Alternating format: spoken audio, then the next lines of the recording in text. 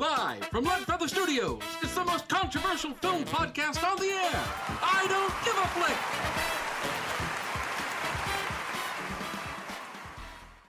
All right, hey everybody, welcome to another episode of I Don't Give a Flick. I am one of your hosts. My name happens to be Jonathan Blackburn, but I go by Johnny Blackburn, aka Big Poppy. That's what most people call me, and it makes sense. If you see my physical stature, it all adds up. But joining me this week, as they are every week, I've got my co-hosts. Gary Elmore. And I'm sick as shit. And we've got sick as shit. Nice to meet you. Now, Sick as Shit is Neil's twin brother. We typically don't like to bring him on because he's, well, sick as shit and just never has a fun time doing it. But welcoming back to the podcast, he doesn't need an introduction. Thanks for coming back, Ian. There's no reason. Yep, there's the slide whistle. Classic Ian. Classic Ian. We just don't need to introduce you anymore because everybody knows you're the host of the Cult and Trash Horror Movie Grind, right? Is that? Yeah, you got it. Boom, baby. Yeah. I'm better at getting it than I was your last show because the last show's title was way longer. It would be so bad the good Midnight Cool Classics in camp. There you go. I probably remembered at this point, but when we first started in season 1, I probably corrected myself. Yeah, you said movies so good they're bad. Yes, exactly. It was so good they're bad, which doesn't really make a lot of sense if you think about it. Kind of hurts your brain. That's tonight's topic. Movies so good they're bad.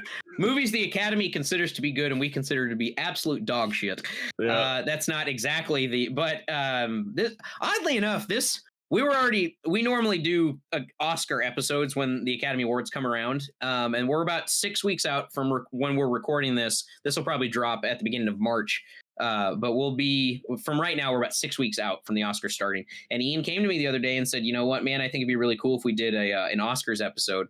And I was floored. I didn't think you ever watched any of those types of movies. It's just not what you ever talk about. So I was very shocked, but I was like, if you want to get in on an episode with us, then cool.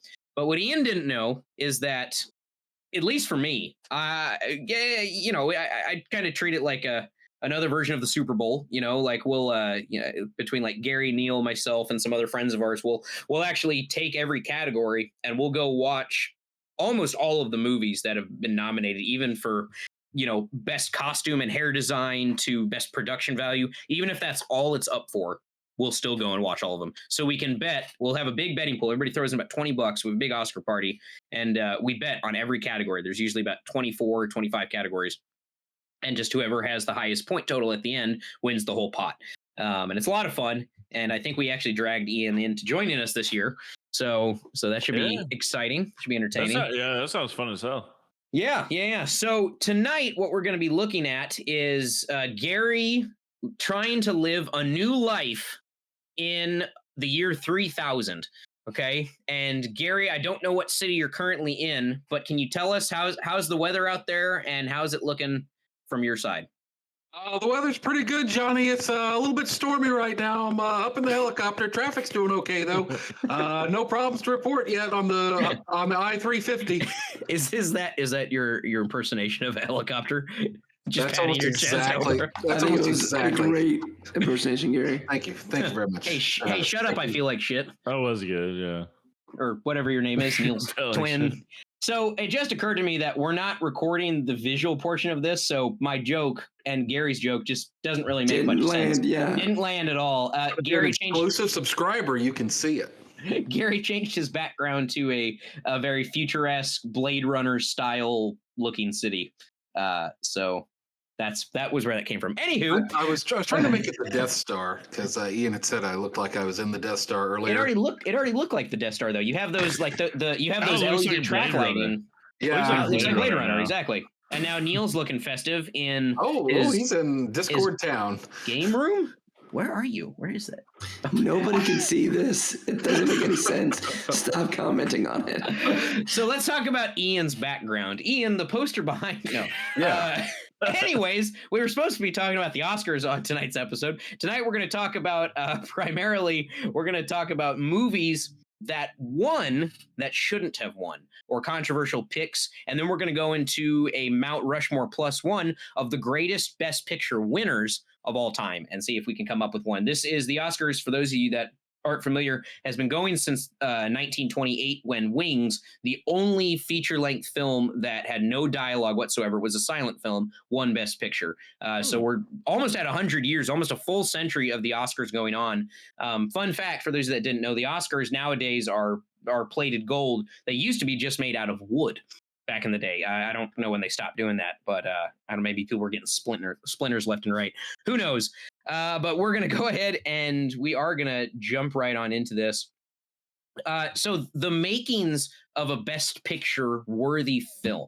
Okay. What do we look for in a Best Picture worthy film? What factors are we looking for? This is not what the Academy is looking for. We know what they're looking for. What are we personally looking for? Gary, let's start with you. What factors are you looking for in a film that is worthy to become a Best Picture nominee or Best Picture winner? Okay, so when you're trying to decide what's going to be a Best Picture, I think that you have to say, you obviously, of course, have to have good acting. Really important is a strong script. I think also important factors are editing. So does it make sense? And is it interesting to kind of watch?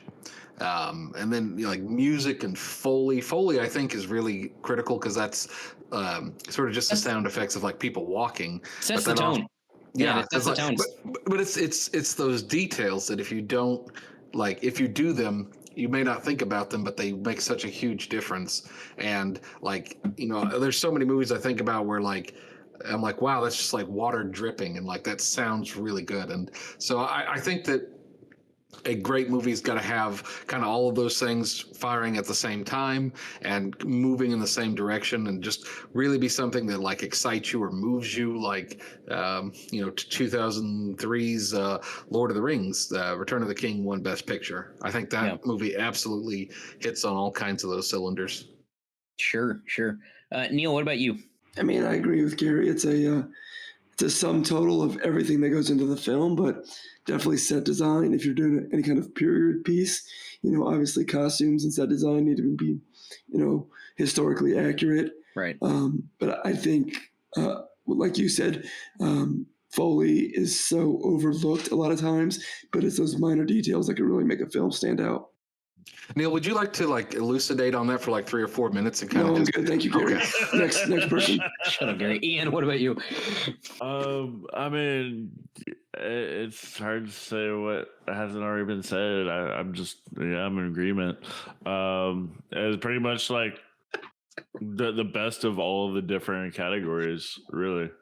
So sure. That's why it is Best Picture, because isn't that really what Best Picture is? It's what the hits ones that the basically boxes? Won all checked No, all the Best boxes. Picture is typically whoever wined and dined the Academy the most. Well, that does help. That helps. That helps. Yeah. Whoever bribed the most, that's who I'm looking for. Yeah. Although I don't know what can you really bribe millionaires with? I guess more millions. Money, yeah. I guess more money and crap like that. and blow and lots of Turns coke. out that rich people love money. Yeah, they love hookers and coke, but they actually love more of what they already have a bunch of. Maybe some. Maybe. I mean, I agree. Typically, you see the Best Picture winner check. I always talk about my cinematic checklist. You always see those being at the top of what validates the Academy for giving their vote to X, Y, and Z movies for Best Picture. Yeah, no, I'd agree, and that's true. That's a good point. For me personally, it doesn't necessarily have to be a concept or a script that the concept is based on a topical problem, but something that has either been a large issue in the past or is a new issue that people aren't necessarily talking about. Typically, when I see movies like that, I'm immediately, and this, earlier in the year, before Oscar season starts, I'll be okay, I was that, I bet you any money that's going to be a movie that's at least nominated for, 3 or 4 awards, if not for Best Picture. We talked about, you look at them. Let's see. Nomadland won last year. It talked about people who are traveling gypsies, not homeless technically, I guess, but they live in their vans or they live in a car or something Living like in that. a van Down by the river. They're houseless. Right, Yeah. right, and that's the houseless. Sure, that's their home is wherever they drive, and they work seasonal jobs, and it's about finding yourself. And it's funny, we're actually working on a short film right now with a friend of our friend Kimberly Watson, and I'm not going to give the whole thing away, but part of it is kind of poking fun a little bit at people who live in the van life. They take those Sprinter vans and they customize the inside. They deck it out to make it a 1-bedroom apartment. And that's essentially what Johnny, you just violated your NDA, so. God damn it, Johnny. Damn it. Now Leadfeather is off the project. Sorry, Kim. But that's a trend right now that's super popular with people Being in our homeless? age bracket. Actually, being houseless, being from the ages of Urban 25 to rangers. 40, they just travel the country and they work random jobs and they just live in a van. They have a bed in the back and that's what they live in. There's I mean, Spotlight. He was talking about the horrible child pornography. Not pornography, excuse me, the whole child sex trafficking ring that the Catholic Church had going on in Boston all those decades ago. And that another thing, that may not have been topical at the time, but at one point was, highly talked about, So that's what I look for. I look for something that it's a social topic that is going to get people talking, going to turn some heads, and it's going to cause some discussions. Anytime I see a movie like that, I immediately think to myself, okay, that has the possibility to be a Best Picture nominee. That seems to be something the Oscars always looks for. That or a period piece. That's what I look for, I guess. So what I guess, can the greatest movies of all time, movies that are nominated for Best Picture or should be nominated for Best Picture, can they only come from one genre? I think it's easy for us to agree. Drama, period pieces and drama, those are typically where almost exclusively all of the Best Picture nods come from. Do we think that movies from the comedy or horror genre or action or Western, there's a few, but, can we have Best Pictures come from those other genres? Or are these production companies doing a disservice to themselves when they put all this money into the Best Picture, that one Best Picture that they're trying for that year, and it's not a drama? Like, is that a hindrance to themselves? Ian, what do you think? Yeah, well, the thing about drama is that they put a lot more work into it, and I guess heart into it, and more acting and like cinematography and everything. Drama has a lot more of that than say like a horror movie, which has all that good stuff, but not as much. So drama's more, I guess, authentic. It is. I think it's and that's another thing that I think we'd probably all look for in a Best Picture category is it being as genuine as possible, it being authentic. How clearly realistic is this piece? Typically you're going to see the best acting in dramas, because typically those are going to be the most realistic ones. In a comedy, they're always going to be over the top normally. Action movie, same thing. Horror, there's typically only a handful of emotions they actually go through, and in a drama they can go through 20 different emotions in 2 hours. I don't know, Gary, what do you think? Yeah, I mean, like, are we talking about what the Academy like normally picks, or what like how we would do it? It's both. I mean, so let's say Leadfeather Productions got to the point where we had $50 million and an opportunity to streamline into the Oscar conversation. Mm-hmm. What genre would we pick to do? Typically, when we make movies, as we've agreed, we do comedies. We just so we're talking about like 2024, 2025 year.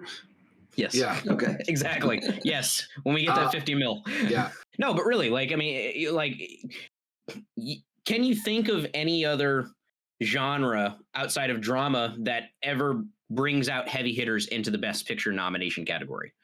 I mean, it's usually dramas that do it, because I think that's kind of what the Academy is looking for in terms of, the most artistic of films to go with. So, like, it's very unusual for, like, The Lord of the Rings to win. It's usually those really heavy dramas like Schindler's List or Shakespeare in Love. We were talking about that. Hell, Spotlight. Spotlight, yeah. Moonlight, whatever. Yeah, both of the lights, all the lights, Every light that's ever been made. Exactly, yeah, and those are usually the kind that the Academy goes for. So if you were wanting to, I mean, like they have a term for like Oscar bait, Right. If you're trying to clearly make a piece that is going for an Oscar, like Adam Sandler's movie, the Uncut Gems. Uncut Gems, yeah, Right. Garbage, So, I mean, straight garbage. Not garbage. It's a great movie, man. Straight garbage in the It's a trash. fantastic film. So, that was clearly one that he was trying to win the Academy Award for. Yeah, it was. It was exactly. I mean, it definitely didn't. It didn't give you the option to breathe. It didn't give you a second to calm down. It was just. It was also one of the reasons why it didn't win, because it was garbage. It was just too intense the entire time. Why do you think it was garbage, Neil? I just hated it. I hated it so much. There's not a reason why. Just was it too intense, or was it? I don't know.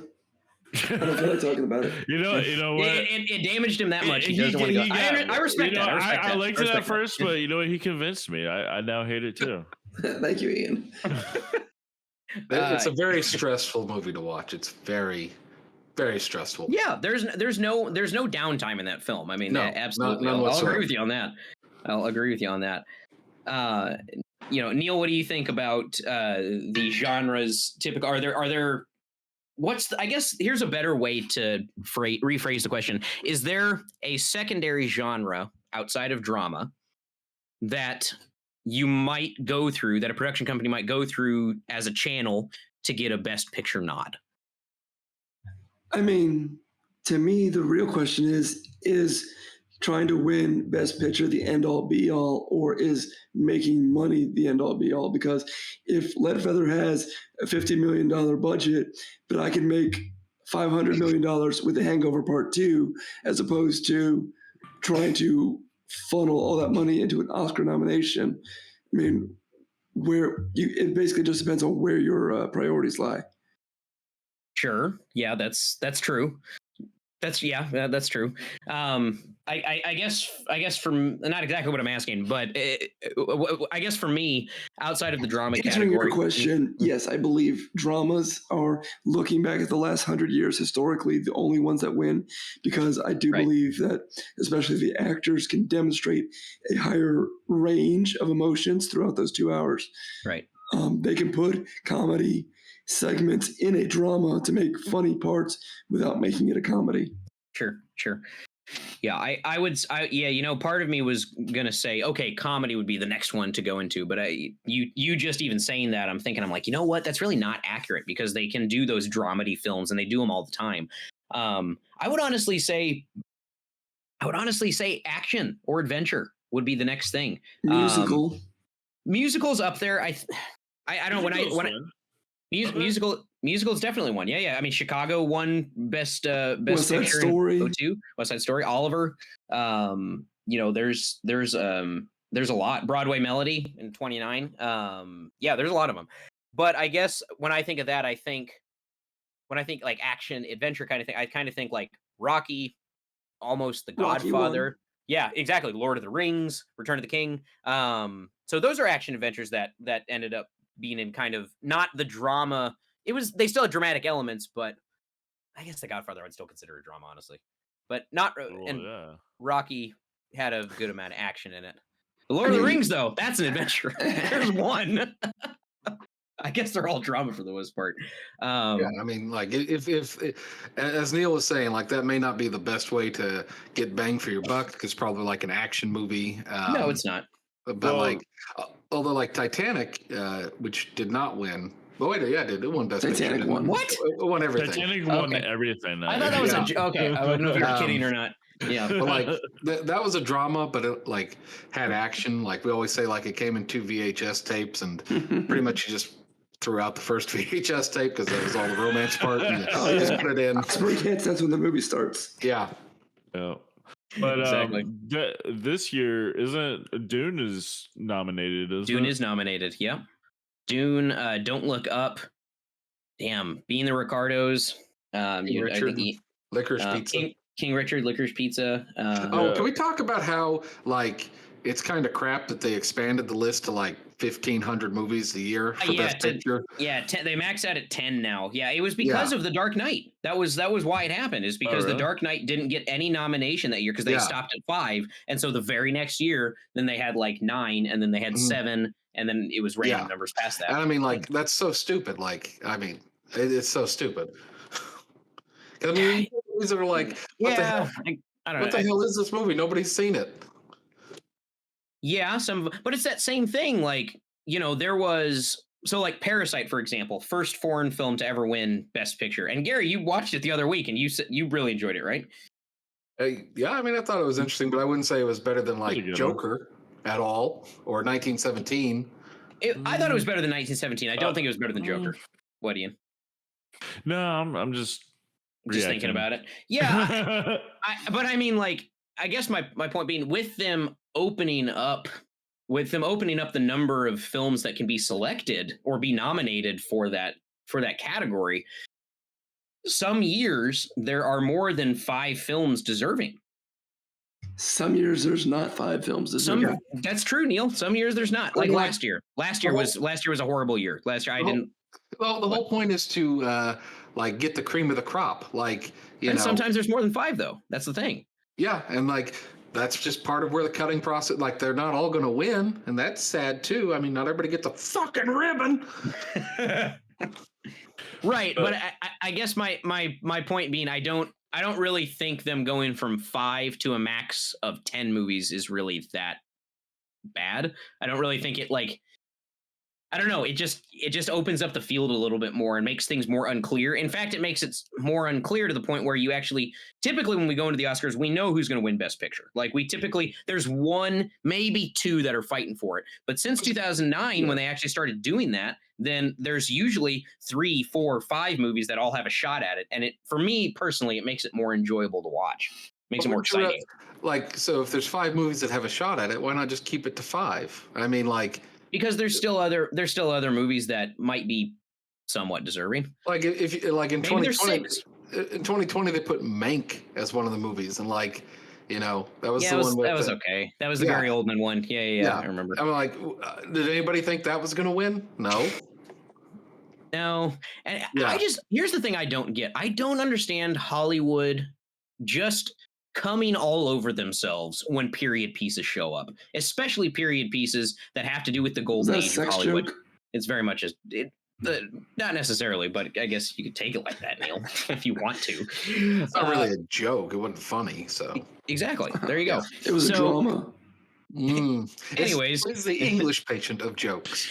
Damn, Gary, I've heard worse jokes than that, Gary. Come on.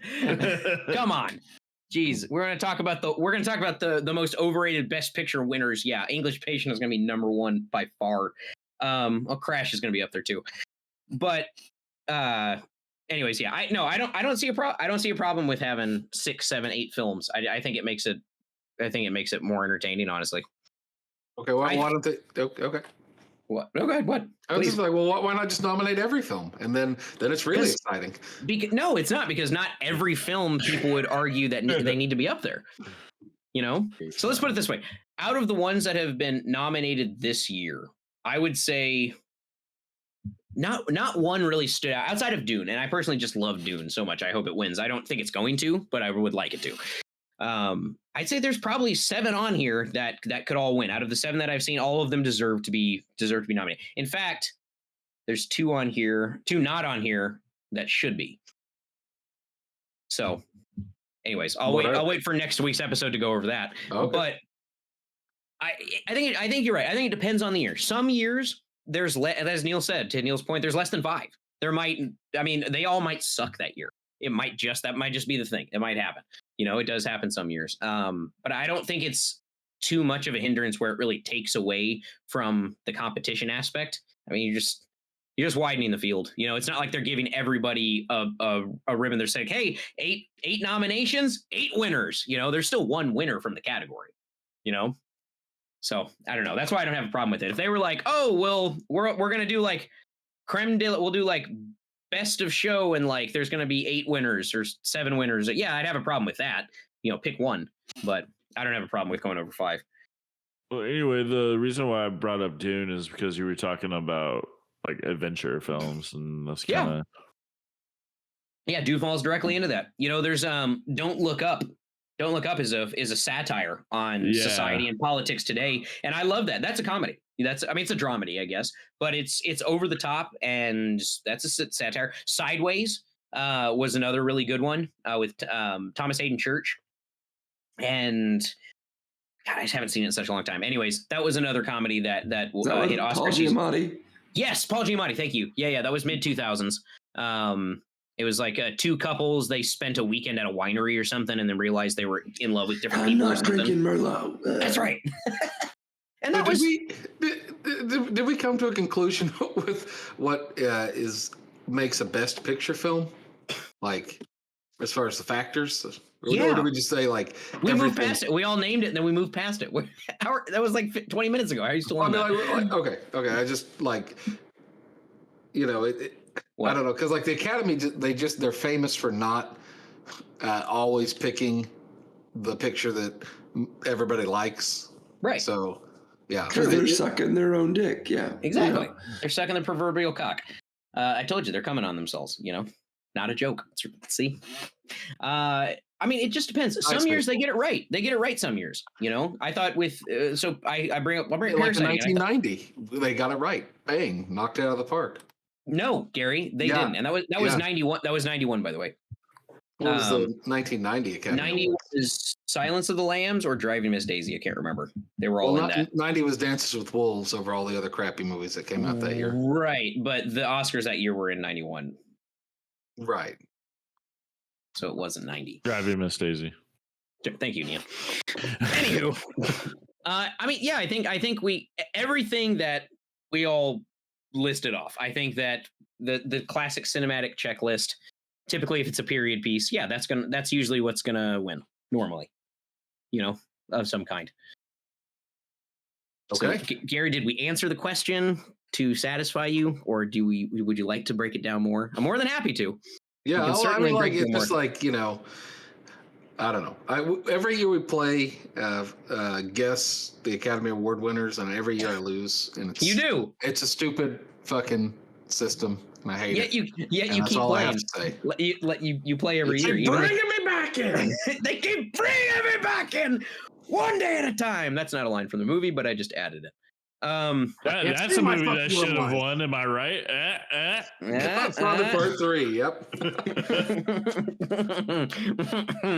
What do you think of that, Neil's twin brother? No comment. Okay. So let's get into, since Gary loves to stir the fucking pot, we're gonna jump right into the most controversial best picture picks of all time. This is our newest segment that we're only gonna have for this one episode. Newest shortest segment. Basically, what years and films were the most controversial winners? So basically, we need to ask ourselves in this category, why were these certain films picked above the others? Did they deserve to win? Why did they win? And why is there so much controversy surrounding the win? Okay, and I think this is going to go back to what Gary just said. A lot of times, the Oscars just likes to suck its own dick, and they just like to give each other high fives and pats on the back. They don't care about anybody else, and they just pick a load of crap that nobody else agrees with, and that's fine. That's up to them. They're the ones on the Oscar panel, not us. We would certainly do it differently, though. So I'm gonna start out, and I'm gonna throw out the one that everybody probably knows I'm going to throw out in the 91 Oscars, when Dances with Wolves beat out both Goodfellas and Ghost, by the way, which is also a better movie than Dances with Wolves. Gary, you're going to play devil's advocate, and you're going to tell me why Dances with Wolves deserved to beat out Goodfellas. I was kidding about Ghost. Johnny, do you know how hard it is to teach a wolf how to fucking dance? Okay. I do actually. Yeah, I do. Because between the two of us, I've actually danced with a wolf. So you've never danced with one. So Dances with Wolves. It's called a trip, Johnny. It's fine, Neil, but I still did it. Okay. I still did Dances it. with Wolves is a perfectly fine movie. It's about a guy, Kevin Costner, that's like out on the frontier in like 1870s, and he's in the military, and like he's It's a fine. cavalry It's fine. officer, It's and fine. plays with the Indians and learns about himself and tries to get over his own emotions and things that are going on. Yeah. And there is no It's fun. dancing with wolves in it. He just kind of rolls around with them. It's native. It's a Native American version of Last Samurai. It is. It is. You think about it all you want. It is. Or Exactly. Avatar. Yeah. Okay. Or Avatar, actually. Yeah. Ian, that's surprisingly. Remember in Avatar when they would plug their sex tails into the animals to fly them? Yes, Gary. I do recall that. That was That was just pretty- This episode is That just was all over the disturbing. place. That was strange. That was weird. Look, man. I mean, yeah. Dances with Wolves. It's a beautifully done movie, but once again, it's a freaking period piece that fantasizes about the wonders of old school westerns, and it was a trailblazer in helping bring the western back. I mean, you saw Unforgiven came out the next year, and then or 2 years later, whatever, and they rattled off a number of awards. We got including the Best Picture.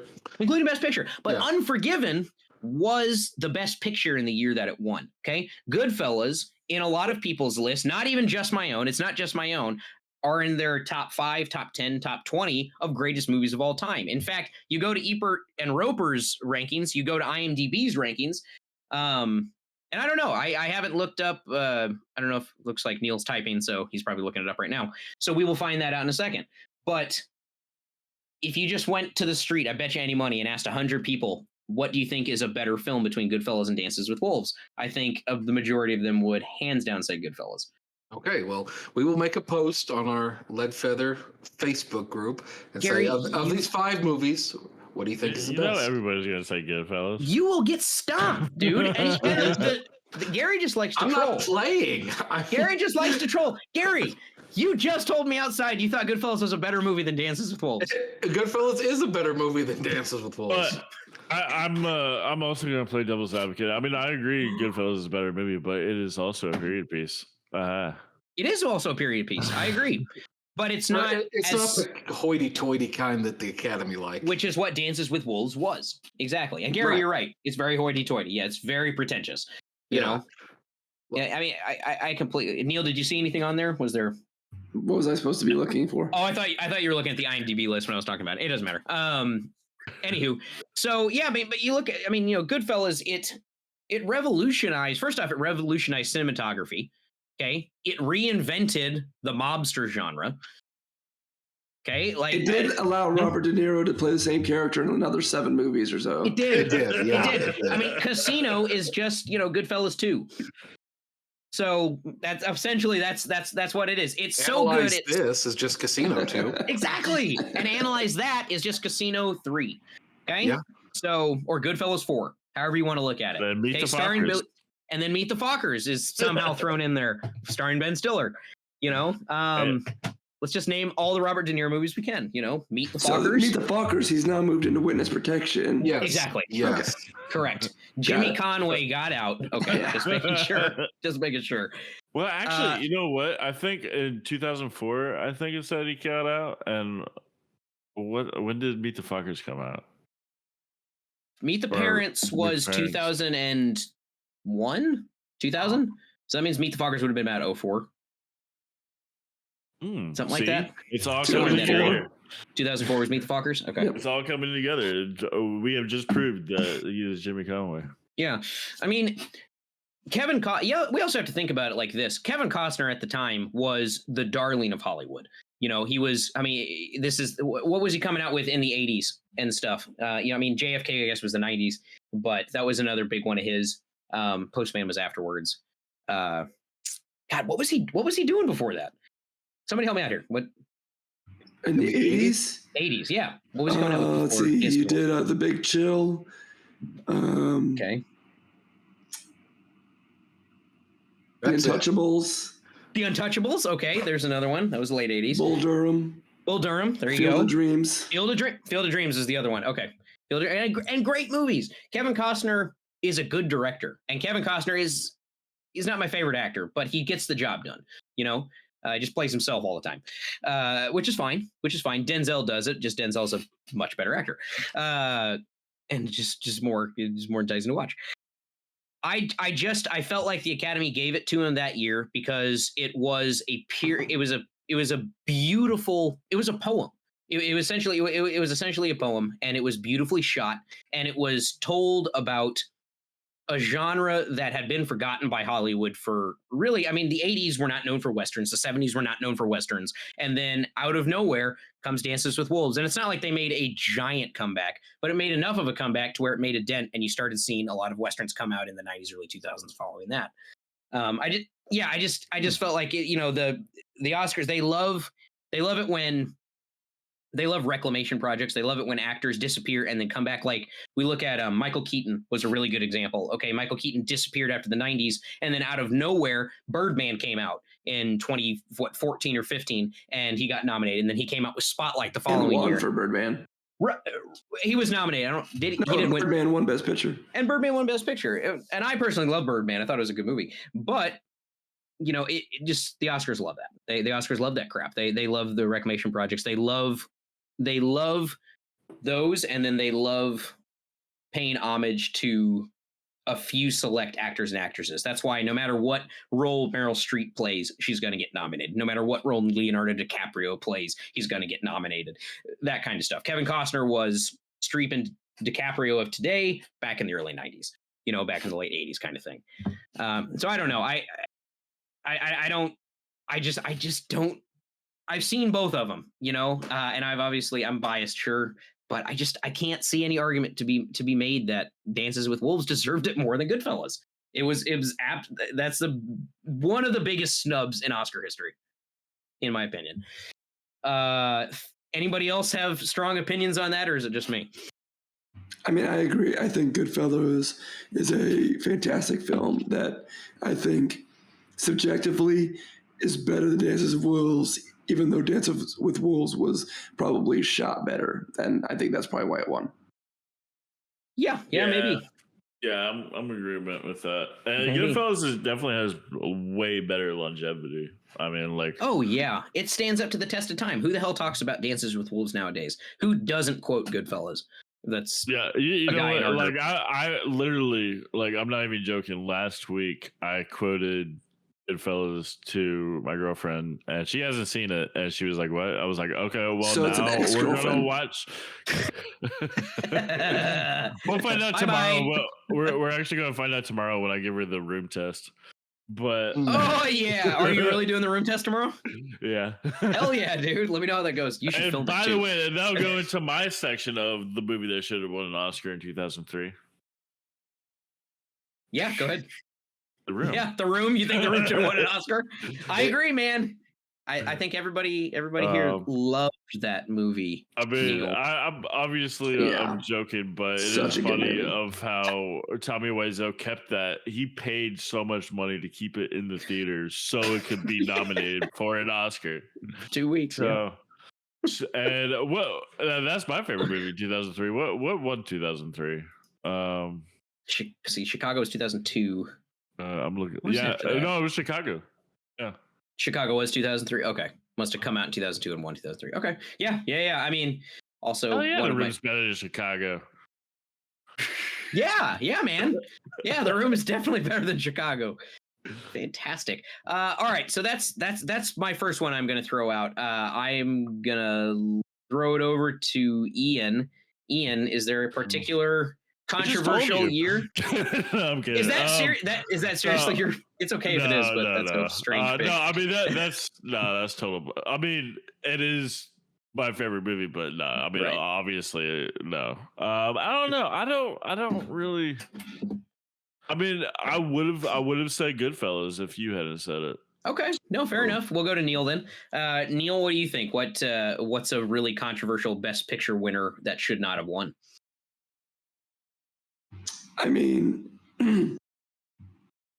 sorry, I never personally saw Out of Africa in 1985, but I did see The Color Purple, which was also nominated in 1985, and I thought The Color Purple was fantastic. I love Danny Glover and Whoopi Goldberg, and I thought that whole film was just fantastic. Yeah. To be quite honest, yeah, same. I'm with you. I haven't seen Out of Africa either. I've seen Color Purple a couple times. But I don't. Gary, have you seen Out of Africa before? No. Okay, Ian, I'm not assuming No. you've seen it. Okay. All right. Well, we're still gonna agree. So if you like Out of Africa, then go fuck yourself. I'm just kidding. That's totally cool. You can disagree with us in the comments below, wherever this is posted that offers the ability to let you comment. But I would agree. I do remember reading that on some of the lists too, and just being like, yeah, this is kind of weird. I've never even heard of this one, but I've heard of The Color Purple a million times and seen it. Gary, what about you? What would you like to throw out there? I'm going to go the 92nd Oscars, which for the 2019 movies. The winner of that year was Parasite, but I think the clear, obvious choice for Best Picture was Joker, which was an amazing film. And, It was a good film. I think that that movie absolutely should have won. Parasite was a good movie. I'm not saying it wasn't, but Joker is one of those rare, exceptional movies that is really phenomenal. And I feel like that they got snubbed that year. Okay, so why? So now here's the big question: why should it have won? Because it's a rarely phenomenal movie that comes around not every year, and it was just amazingly well done on every level, from the acting to the screenwriting to editing. The music in that was phenomenal. Those hard, strong, overwhelming violins, just that the stringed instruments in that movie were just amazing. That was really good, Here's where you know how much I love Joker, and you know how much I love Joaquin Phoenix just as an actor in general. Here's where I would disagree with you on that one, is because a movie like that is so. You remember the other night when we were outside and we were talking about isolationist films? Mm-hmm. Okay, all right. So we were talking about isolationist films and how, me personally, I'm not a giant fan of those. I still like them. I mean, I liked Castaway. It wasn't my favorite Tom Hanks movie. He did a great job, but it's a little boring. It's a little slow at times because he's just by himself. The Revenant, I thought Leonardo DiCaprio's role was done very well, but the movie as a whole was pretty slow. It took a while to get through. Not that the Joker was an isolationist film, but most of the Joker really was just Joaquin Phoenix. It really was just him interacting with a few people here and there, but a lot of it was him talking to himself. I mean, hell, he imagined half the shit that happened in the movie.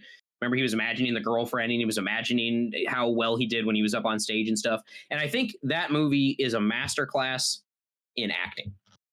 I think he rightly, deservedly so, won Best Actor, and I loved watching it. But for me, when I'm watching for Best Picture, I'm typically going to look for, outside of the story, I'm going to look for an ensemble. I typically will, where everybody is as strong as the next person. And Joaquin Phoenix was so strong, much stronger than everybody else that he acted with in that. It took away from the entirety of the movie itself. So in areas where he was with other people, it was lackluster because they couldn't match his intensity. They couldn't match his talent. I'm going to disagree with that. I think the supporting cast in that did just as good a job.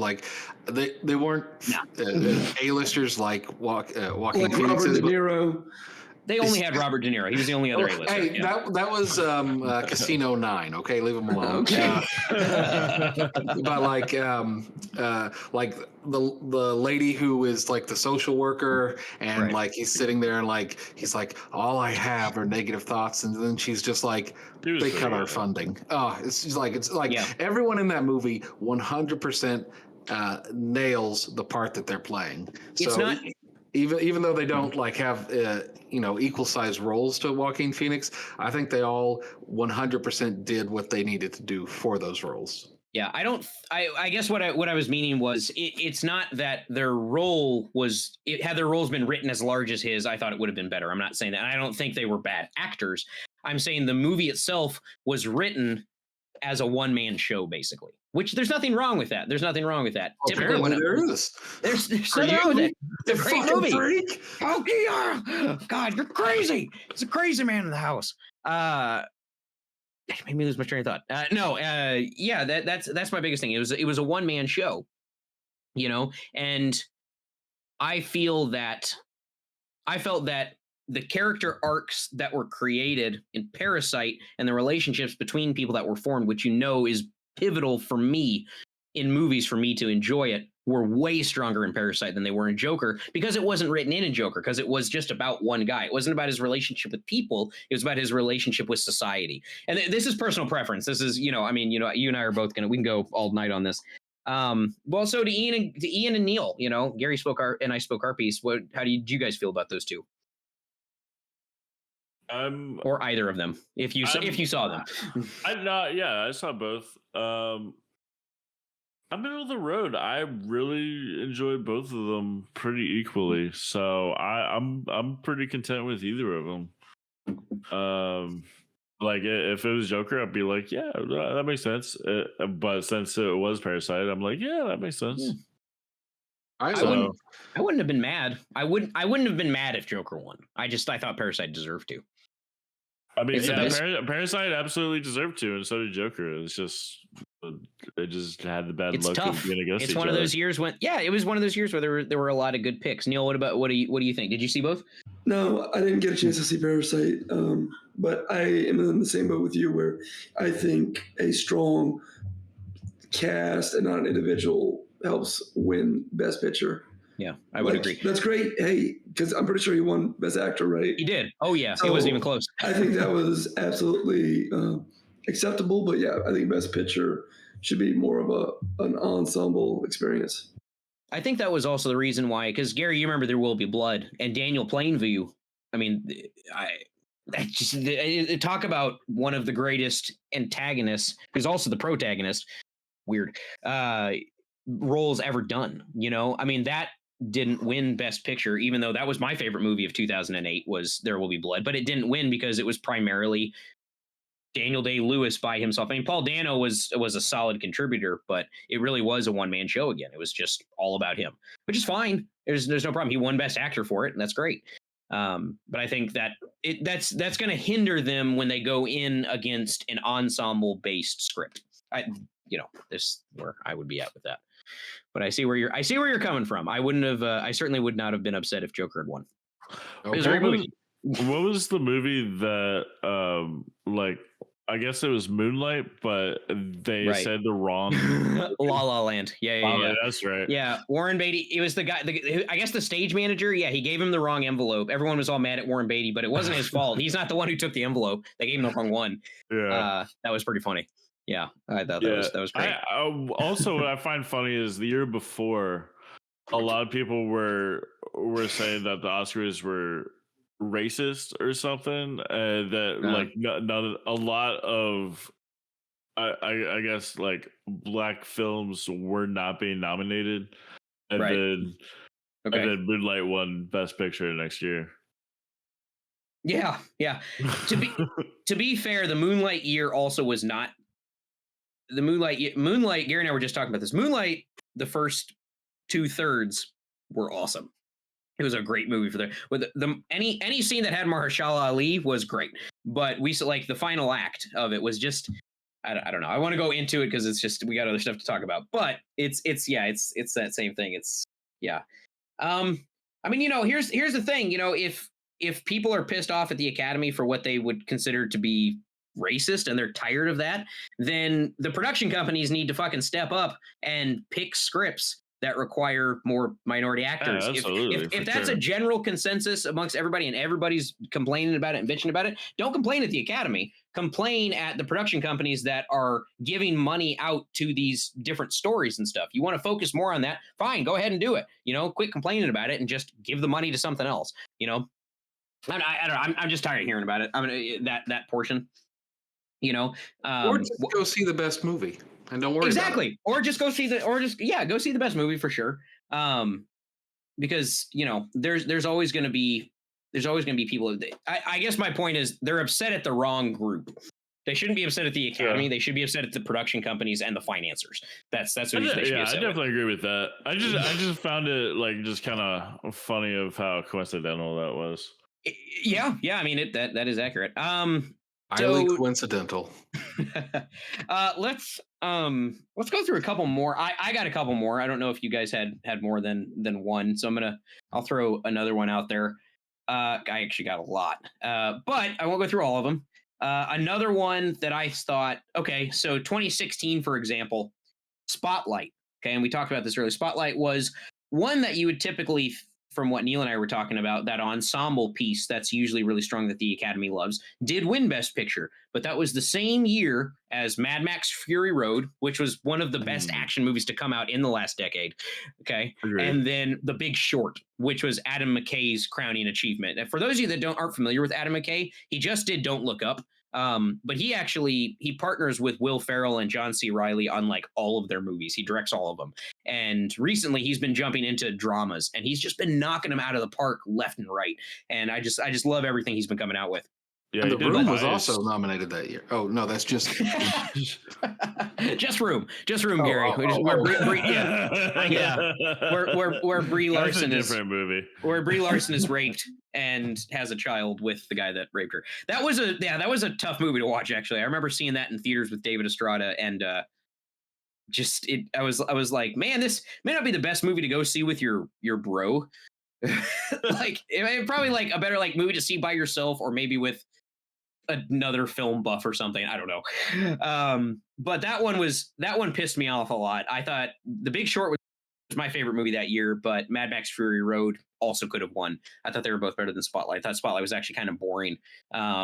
Just because really like wooden acting, which is what they were trying to accomplish with like Mark Ruffalo and Michael Keaton and Rachel McAdams in that film, that's fine. There's nothing wrong with it. I mean, hell, M. Night Shyamalan does it all the time. I mean, that's his MO with his actors. You know, they're always wooden acting all the time. And at least he's consistent with it. But when you're talking about doing investigative journalism on one of the biggest child sex rings in the world, and the reporters who are recording all of the interviews with the people that went through the sex trafficking operations and were raped, the only people that had any emotion at all were the smaller actors who were playing the people that had gotten raped. You look at all these big named actors and none of them had any emotion whatsoever. And it drove me nuts. And I was like, I feel like any average person who's a good-hearted human that would go through this, they're going to have a hard time dealing with it. And they're going to cry. Are you trying to tell me that Liev Schreiber can't emote? Liev Schreiber? I'm not going to answer that question. He was great as Sabretooth. But he was great as Sabretooth. He was good in Sabretooth and Jacob the Liar for sure. That one pissed me off a little bit. Not going to lie. Anybody else want to throw any other ones out there? I mean, it's an older one. Yeah. I didn't really care for the 1956 Around the World 80 Days and the fact that the Ten Commandments didn't win. And The King and I. Besides the fact that it was like a 4-hour movie. But Charlton Heston, Yul Brynner, Vincent Price, like, I thought that movie was almost perfect. It was, and that was. I mean, did your parents ever make you watch it on Easter weekend when it would come on ABC? Mom would watch it every Easter. Every Easter, okay, yeah. So my parents did the same thing. And it was just so much fun. And I also The King and I was that same year too. And I've seen all three of these. And Around the World in 8 Days was fine. Like it was funny, but The King and I is such a more lighthearted movie. And God, dude, the Ten Commandments, like you said, Neil, it's an event, but it's a classic. I mean, damn, dude, that's that's up there with Citizen Kane, Dr. Strangelove, like during that time period and stuff. Like it was one of the big hitters at the time. It's still talked about today. So speaking of which, Citizen Kane. Yeah, Citizen Kane did lose out. The most famous one, I think. That's one of them. Yeah, definitely. Like that's regarded as like the greatest movie of all time. That lost out to what did that lose out to? It wasn't The Greatest Show. How Green Was My Valley. How Green Was My Valley. That's right. Okay. Which I never saw How Green Was My Valley, I will say. And I've honestly always thought Citizen Kane was a little overrated, but still a fine film. It's for the time. It certainly should have won. So each of the Lord of the Rings movies was nominated. Only the third one won Best Picture. That was the best one. For the Two Towers, I can kind of see that because that year there was more competition because they had Chicago, Gangs of New York, The Hours, and The Pianist. God, so yes, there was a lot of competition that year. New York probably should have won. Well, you know, we Kings of know York is better Hollywood. than Chicago. They love a musical. But in 2001, A Beautiful Mind won, and like the Fellowship came out that year. But they also had Moulin Rouge, which is yet another musical. So like, Yeah. A Beautiful Mind was a fine movie, but like I don't know if I'd say it was better, more. Better for Best Picture than The Lord of the Rings, which Johnny, it's got that ensemble cast that you love. There you go. I And, do indeed. Moulin Rouge, which also has an ensemble cast. So Yeah. I mean that was not in the same ballpark as Citizen Kane not winning out to How Green Was My Valley. Sure. But another one. Yeah, I would say I'm interested to hear. I'll go to this one in a second, but the other one I wanted to pump out to you guys was 1998, Shakespeare in Love one, which was a good film. Okay, I like Shakespeare in Love, but it beat out Saving Private Ryan. A travesty. What? A absolute travesty. That is a phenomenal film. I know. Neil, would you say that's the best war movie of all time? I would have to say that's probably one of the best, if not the best yet. Steven Spielberg did a phenomenal job directing that. And he won Best. Yeah. No, it's not better than it. Apocalypse Now is a fine movie, but it's not better than Saving Private Ryan. I don't know. Gary, what do you think? You've seen both Shakespeare in Love and Saving Private Ryan. What did you think? Do you think Shakespeare in Love deserved to win? No, Saving Private Ryan was a fucking amazing movie. And like it was a war movie, and it also really was filled with drama and character. And like this is coming from, I think, of the four of us here, the guy that likes Shakespeare the most. You. And like I still like Saving Private Ryan. Absolutely, I think should have taken it home that year. Yeah, Tom Hanks fucking acted the shit out of that movie. Yeah, Vin Diesel, he was great for the 5 minutes he was in that film. Yeah. Can we name, outside of maybe 1917, can we name a war movie that has a better war scene? I think that D-Day, to start that movie off, when they're getting off the boats and they're actually trying to take the beach, just that first 20 minutes, I could have only watched that and then been like, greatest war movie of all time, or one of them, whatever, Yeah. I mean, and 1917 had that really iconic the run at the very end where he's running at night from through the city or whatever. Yeah. Well, night through the city, and then at the end when they have like they're doing the trench warfare, and he jumps out of the trench and he starts running all the way across the field, and we see like the cameras like following over. That was fucking cool. Like I felt like I was in the battle. That was real and not CGI. Yeah. You bring up a good point. I would, however, like to bring up in Apocalypse Now the helicopters with Wagner. Yeah. That's true. Battlefield Earth had all those great. Fuck up, Gary. Gary, you're so awful. Gary, you are the worst. Gary's fired. Or maybe Platoon with the Apocalypse Now you could get me on. Platoon, I you know what, man? I didn't like Platoon that much. I was shocked. I had heard a bunch about it for years, and I watched it for the first time about 3 or 4 years ago, and I just thought it was kind of lackluster. I disagree. I don't know. I don't even remember what I disliked. I didn't hate it or anything. I didn't think that the hype that it had been given was deserved. Personally, I don't know. We Were Soldiers, which was a Mel Gibson movie. Yeah, the Vietnam one. Yeah. And then are we only doing modern warfare? Because Braveheart, I guess, also like. Yeah.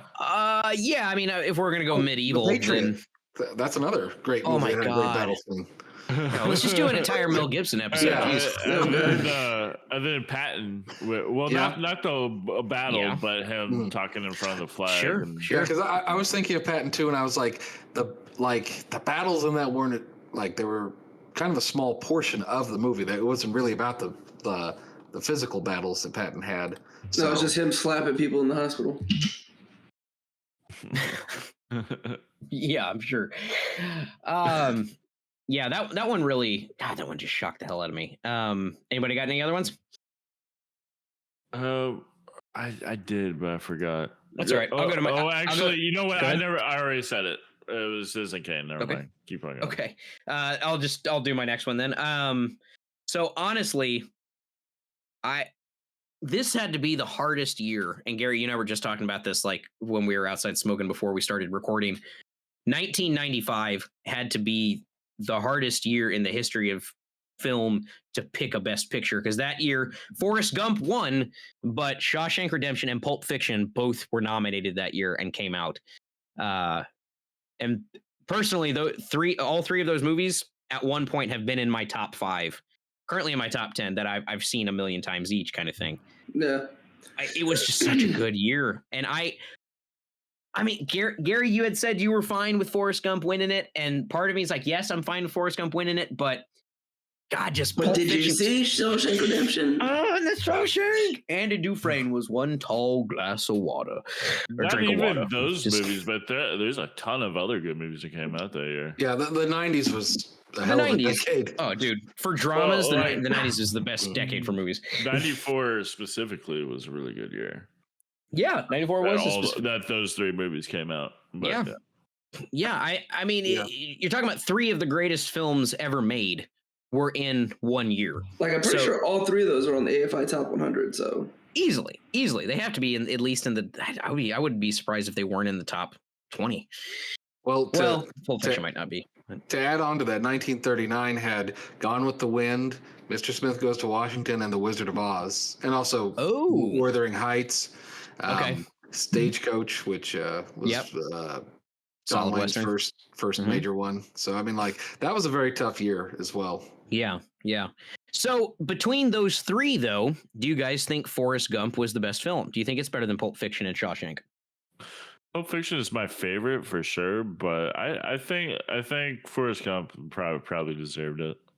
Interesting. Neil? I do love all 3 of them. I think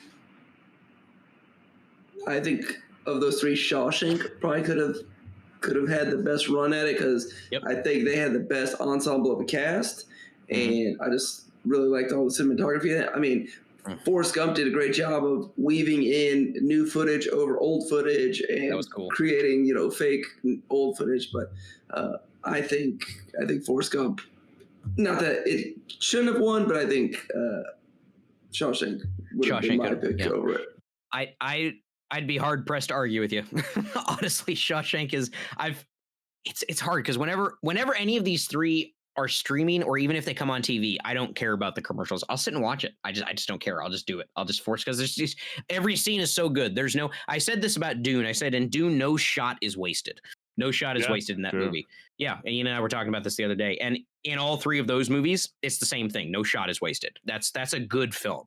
Okay, that's solid. When they don't, there's no filler scenes. Every scene has a purpose and it has a place, and it progresses the storyline along. Gary, what do you think? I know that you also love all 3 of these movies. What do you think Forrest Gump, rightfully so, did win? Now hearing everybody else's arguments. Yeah, I mean, I'm fine with Forrest Gump winning. Like, it was a really, really well done movie. The music in it was really good. Was that? Can't remember who did the music in it, but like, and like it also, I think it was Hans Zimmer. Hans Zimmer. Yeah, like it also just, I think, like, because it covered like, a 30-year period of Forrest's life, and what generation was he from? He's Gen A. That was funny. Come on, Gary. Gary's just like not even having it. If you guys could see Gary's face right now, he's so pissed. He's so angry. Looks like he's just gonna off himself. Jesus Christ. All you guys make really good points, man. I don't know. I mean, I thought, I think it's hard too for Tarantino. Like, my favorite film of his for a long, long time was Pulp Fiction, and then I watched Inglourious Bastards. I rewatched it again a few times over the last few years, and that's now my favorite one of his. Although I think Pulp Fiction is still his masterpiece. Yeah, but I think that he's such a outsider that's probably the reason that he didn't win. Yeah, probably. And I want him to win one. God, I really want him to win a Best Director. I mean, he's already won for Screenplay a couple times, but I want him to win a Best Director and a Best Picture. I am shocked Kill Bill, at least Volume 2, didn't win him Best Picture. I don't remember what else came out. Yeah, I don't remember what else came out that year. But like, yeah. Can we all just agree that the 1996 movies, The English Patient, is not the best picture that year? I mean, you had Fargo, Jerry Maguire, you know. I forgot Jerry Maguire was 96. See, that should have won. Yeah. Fargo was good, but it wasn't Jerry Maguire. Fargo was good. Yeah, Fargo was good. But yeah, The English Patient, it's like, dude, okay, Seinfeld, I know we always talk about Seinfeld references, but Seinfeld does it really well. There's a part where, for those of you that haven't seen it, Elaine she's forced to watch it a few times, and then Peterman, her boss, forces her to go, I don't know what, a second or a third time or something, Neil. Something like that. And they're watching it, and she's like tossing popcorn into her mouth, and Peterman's like talking to her about it. Yeah, she's bored. And he looks over and he goes, Elaine, do you not like this? And she goes, I hate it. Just die already. And really, why doesn't he just die? The movie would be way better if Ralph Fiennes just dies at the beginning. We could talk about any of the other characters. Any other storyline would be more interesting than this guy's life story. It's such a piece of crap. I'm sorry. I can't do it. I can't. You don't have to apologize. You're right. It was fucking awful. Sorry to anybody who, if you're listening to this, you worked on The English Patient. I'm sure you're a good person and you're probably a talented individual, but not from this film. Not from this panel. From Oliver Stone.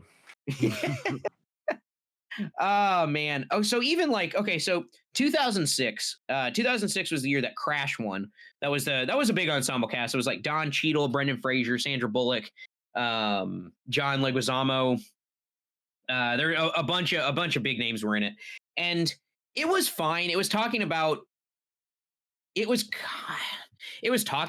racism in Los Angeles in current day, but it was also talking about like the ties of family and how everybody's lives are intersected with everybody else. So they had like 5 storylines that intersected at the end of the movie, and that was cool, but it just felt too convoluted. There was too much going on. So I'm trying to remember, not to interrupt you. Is that the one with Sandra Bullock, but she's only in it for like 45 seconds? Yes, correct. Okay. Well, a couple minutes, but yeah, she's Brendan Fraser's wife, but she gets like top billing, and she's in there for like a minute and a half. Yes, correct. Yeah, because the rest of the cast was not super large at that time.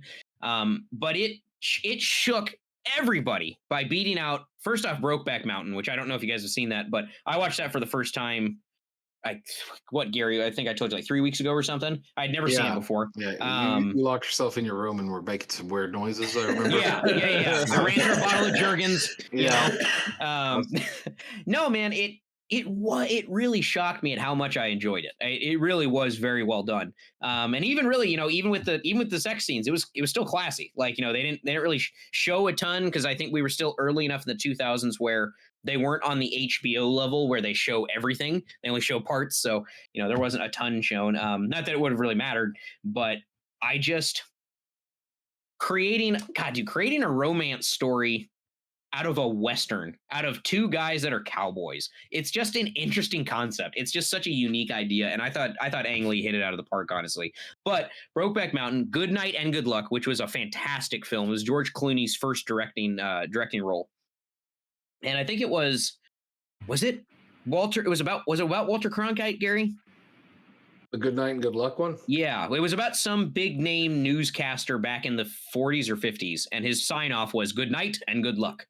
And I think that was Walter Cronkite, wasn't it? Might have been Walter Cronkite, yeah. And so I remember I saw it once. That was really good. Munich was another one I saw that year. There's another Steven Spielberg movie with Eric Bana. It was about the Israeli Olympic team and how the Palestinians they bombed their athletes' hotel or something at Munich, and about how the Israeli government was trying to track them down and find out what terrorists were doing. And it was a really intricate mystery action thriller, and it was really well done. I really liked it. But there was just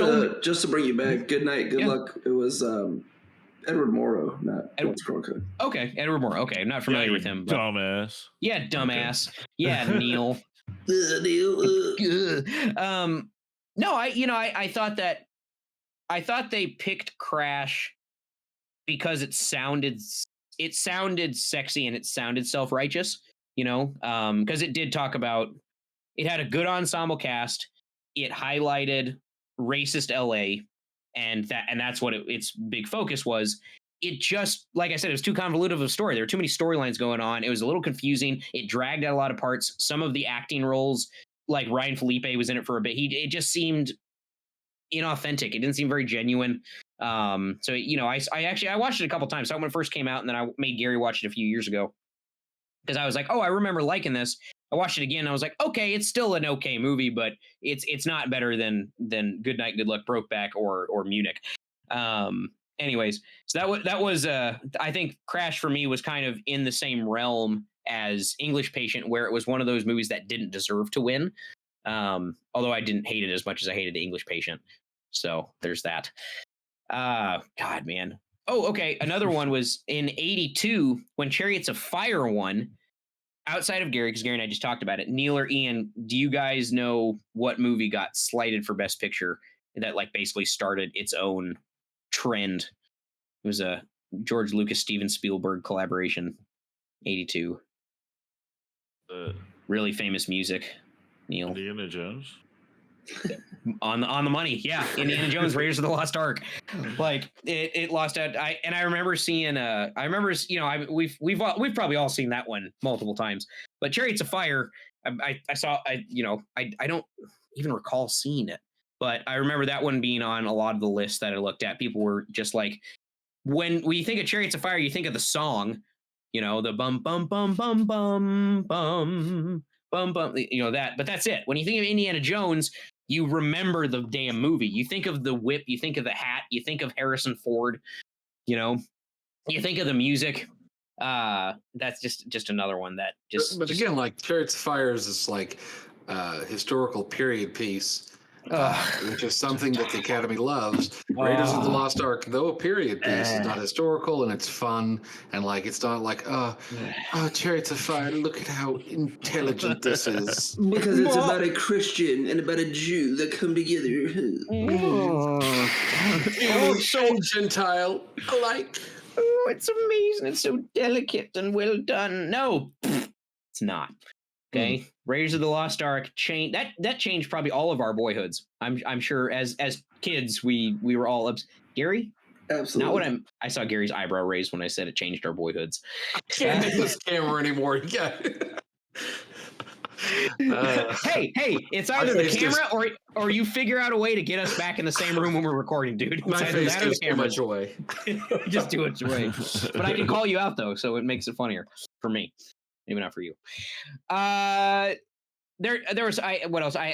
79 Kramer versus Kramer beat out Apocalypse Now. I thought Kramer versus Kramer it's a solid. It's well acted. It's fine. It goes through the process of divorce. But what about 77 when Annie Hall beat out Star Wars?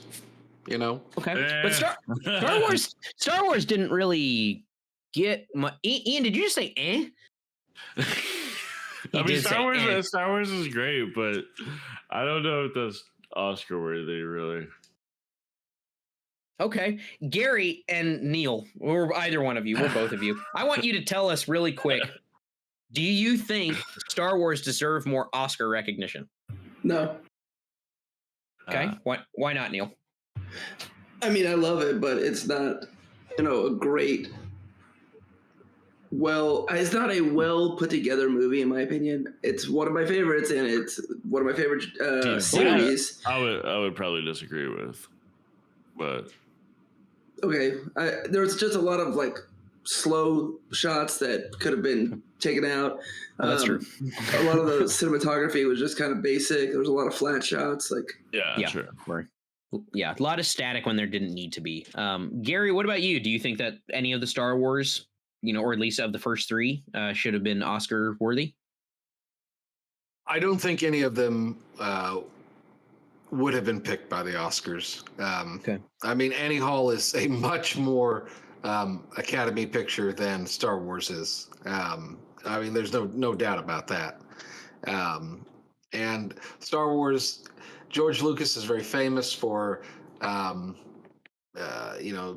really being that dynamic when it comes to filming things, especially in his later years. He's more like shot, counter shot, over the shoulder, wide, back to shoulder. I mean, Star Wars, as Neil said, is a great movie, but probably not, the Oscar kind of movie. Sure. So what about this one's not quite as big. In 1990, when Driving Miss Daisy won, what it beat out would have been Dead Poet Society, My Left Foot, and Field of Dreams. I was surprised Field of Dreams didn't win, but me too. That was a Costner film that I would not have minded winning. In fact, that's next to Waterworld. Sorry, Waterworld's it's a guilty pleasure. The extended edition is great. It is. I loved Waterworld. I don't know why it flopped. I thought it was great.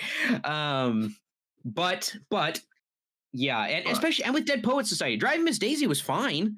It was a solid movie, but once again, slow, man, and really boring scenes that were filler. That was a movie that did waste shots. That was a movie that did waste scenes. I get it. You have this older, fairly racist woman who thinks of black people as second-class citizens, and then she over time develops a very unique friendship with her black driver. And I can't remember the name of the woman that played Miss Daisy, but she and Morgan Freeman both did great jobs, but it just wasn't an exciting of enough film. And it wasn't even that feel good of a film. Like it just didn't do much for me. Like it didn't really. I feel like when I watch a Best Picture movie, I want some emotion from me to come gushing out. I want something that the movie does to pull that emotion out of me to the forefront, where I really feel something more than I would just sitting on my couch looking at the wall. I don't fucking know. And I don't feel like it did that. Dead Poet Society, even though it's sad at the end, it's an inspiring and motivational film. Field of Dreams the same exact way. My Left Foot, not necessarily, but great acting from Daniel Day-Lewis. So yeah, that one was a little perplexing, although not as much as some of these other ones. The only other one I had was 2011, the King's Speech one. Personally, I liked The Social Network, The Fighter, and Inception all a lot better, especially The Social Network, which I still think is one of Fincher's best films. King's Speech, it was good. Colin Firth was overdue for an Oscar, and he did a good job, but it was just that, it was just that he was owed his Oscar, and that's why they won. Anyways, let's move past this. I think we've made our point for sure. There's a lot of films that fall into that. Sometimes the Oscars get it right, sometimes they get it wrong. Just depends. Sometimes it's a hard choice, and sometimes there's no movies deserving at all. But yeah, I'm just gonna say real quick. Sorry to interrupt. If you notice, a lot of the ones that people would say are snubbed seem to have, like I was saying, like Goodfellas, seem to have a lot more longevity. The ones that a lot of people think should have won are those people are still talking about to this day, versus a lot of ones that were just forgotten about. Mm-hmm. Yeah, exactly. Yeah, and it's at some point. Yeah. So we hope that you are enjoying this rousing episode of Let Feather Productions' I Don't Give a Flick. To help us bring you more of the content that you love, please consider following us on Patreon at patreon.com/letfeather. There are 3 tiers to choose from, with special and exclusive merchandise in our VIP level. We now return you to your regularly scheduled programming. We're going to go ahead and we're going to jump into everybody's favorite segment, Mount Rushmore Plus One. All right, we're going to go through our personal top 5 lists, okay? And we're going to go ahead and make our own top 5. Remember, here's the thing: if somebody takes your pick, you just got to pick the next one on your list, okay? Then once we're done with that, we will try to collectively come up with a Mount Rushmore Plus One, a top 5 of the greatest Best Picture winners of all time. Okay. Does it have to be the winners, or just? Yes, it has to be a winner. Nope, they have to have won. They have to have won. So you've got. Let me just change this list here real quick. Harry, you got to read the itinerary closer. No, so you. So we'll give Carrie a second. I'll go ahead and start here. Basically, so let's see. I had a fair amount on here, but I'm going to throw one on here that is in general in my top 5 of favorite movies of all time.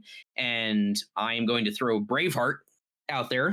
Braveheart is the classic story. It's Mel Gibson at his finest, unless you count Lethal Weapon, where he is William Wallace, and it is Scotland's fight for independence from the tyranny of the evil empire of England and their rule over the Scottish people, and prima nocturna and beautiful music and cinema, just everything, man. It's the checklist, dude. It hits all of them. So that's mine. Braveheart is what I'm going to throw up there.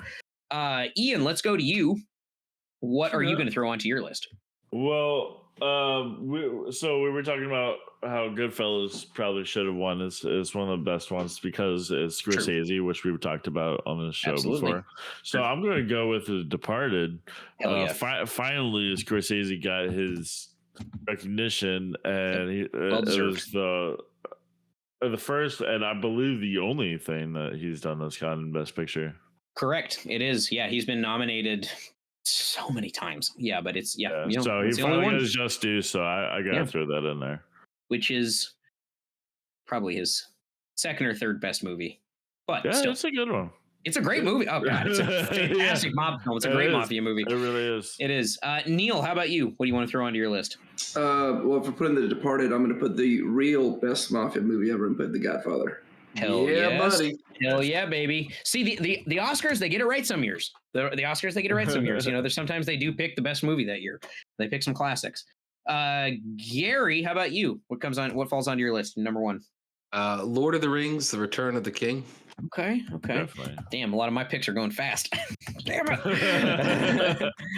Damn it. All right, let's switch it up this time. Neil, we're going to start with you on this one. What's going to be number 2 for you? So number 2 for me is probably going to be,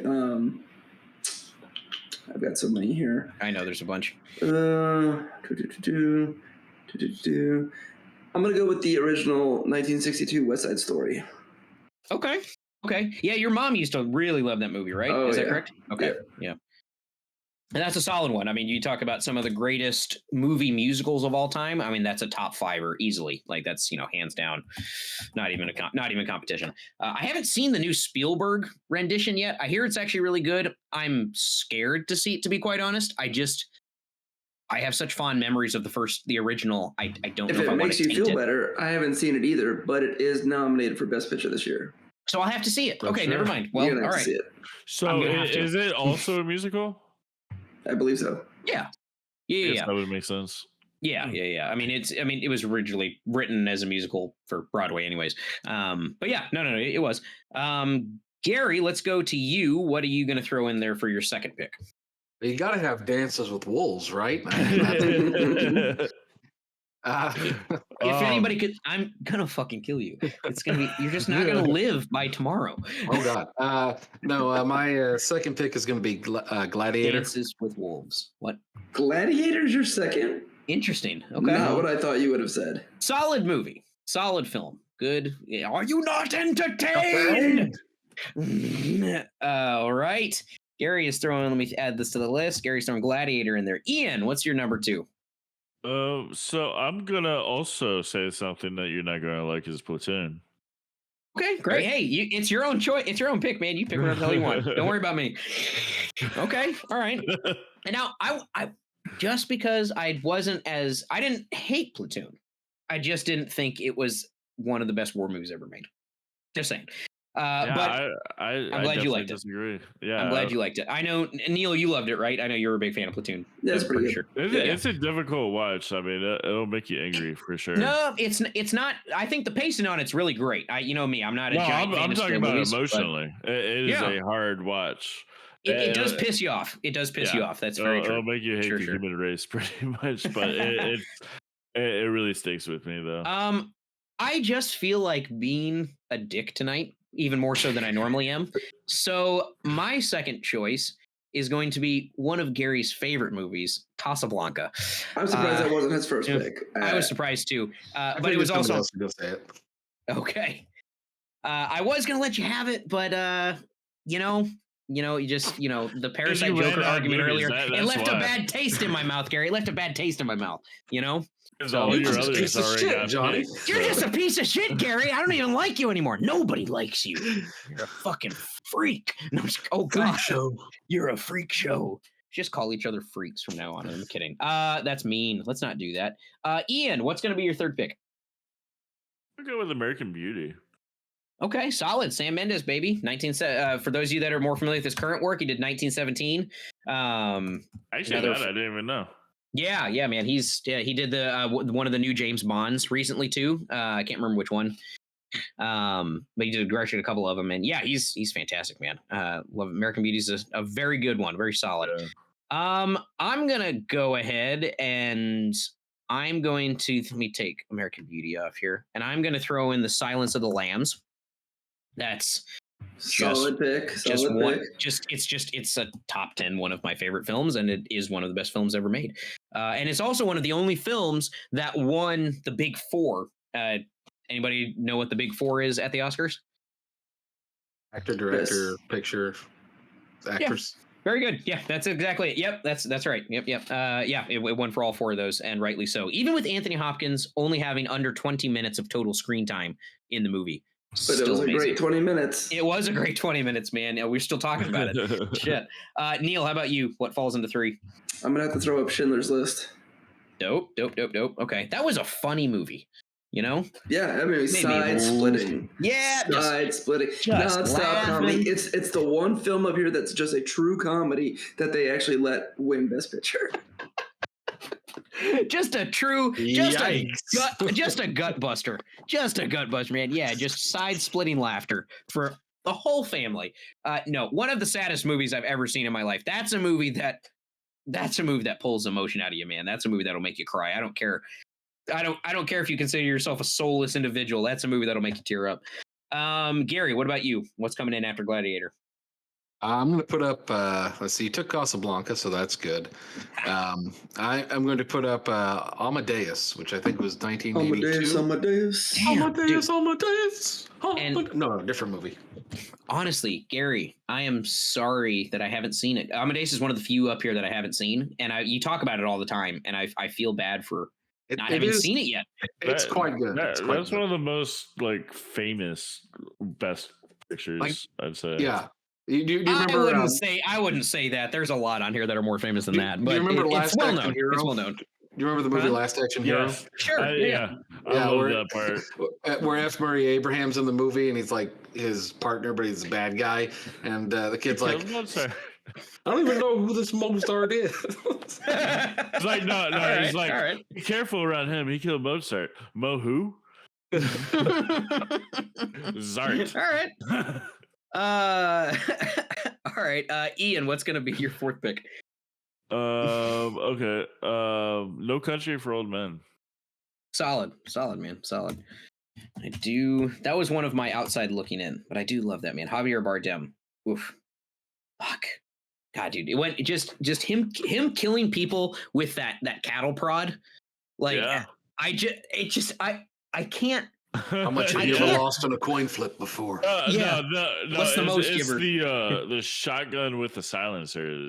That's fucking awesome, dude. The pew, it just goes pew. It's so cool sounding. Oh man. Right. Yeah.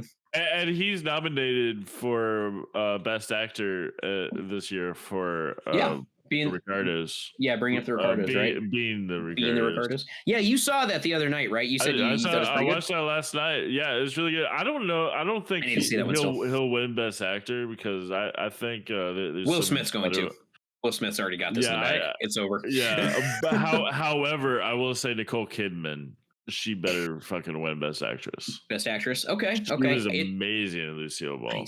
Nice, man. That's one of the ones that I haven't seen yet for Best Picture. So I forgot Nicole Kidman was even her. Really? A couple of times. Yeah. Okay. She really put it all into it. But yeah, anyway, No Country for Old Men. Nice. Hey, solid, man. Solid pick. Gary, how about you? What comes down for your after Amadeus for number 4? Amadeus. After Amadeus, I'm going to put up. Let's see what I have left on my list. Nobody said Forrest Gump, right? Damn it! Nope, nobody said Forrest Gump. All right, then I'll pop that out there. You son of a bitch! This is why nobody likes you, Gary. That's why nobody likes you. Shut up, Gary. All right, I'm gonna let Neil go last on this one. I'm gonna go with Rocky. because Bum, bum, bum, bum, bum, ba-da-dum, bum, ba-da-dum, bum, bum, bum. ba-da-dum, bum, bum, ba-da-dum, ba-da-dum, ba-da-dum, ba-dum, ba-dum, ba-dum, ba-dum, bum, bum. I don't know why we're just doing the theme songs, but great theme song. Adrian, I did it. So We did it. do you think that Rocky is better than Rocky 2? That's the thing, is I don't. But they're both great. They're both, and I loved all 5 of the Rockies, honestly, before Rocky Balboa came out. Even then I liked Rocky Balboa. But the first 2 were just so great. I think the reason I like 2 better, and I'll tell you why, is honestly it's redemption for him, because he should have won the fight against Apollo Creed in the first movie. We all know that. But he finally does win it outright in the second one. And it's that redeeming factor that I think pumps everybody up so much. Had he won in the first one, obviously it would have changed the tone of the movie. And I think it would have actually been a hindrance to the film. But I think I probably would have said number 1 over number 2, because he would have already won. But I'm glad he lost in number 1. Anyways. Well, they tied. Or did he lose? He lost by. I thought he lost by decision. No, he lost by decision. Yeah, he lost by decision. Yeah, you're right. You can't tie a fight. That's stupid. Pretty sure you can't. Neil, what about you? What's number 4? We've already got such a solid list going, but I think I'm going to throw up there a very good war movie, The Bridge Over the River Kwai. Yeah, dude. Hell yeah. Okay. Solid pick, Neil. Solid pick from Neil Riley, ladies and gentlemen. Alec Guinness, the late Alec Guinness. Sir Alec Guinness. Just so great, man. Yeah, definitely one of the best war movies there. Yeah, definitely a different type of war movie, because we didn't really see any, action scenes in it or anything. Minus the bridge blowing up. Right. Minus the bridge blowing up, But yeah, it just, once again, we talk about, Neil and I were talking about a strong ensemble being crucial. Talk about a strong ensemble, Bridge Over the River Kwai. Fits that description, baby. All right, so let's round this out. Neil, why don't you round out your top 5? All right. Let's see. I think we will go with. I'm gonna go ahead and do it. I'm just gonna go ahead and throw Titanic in there.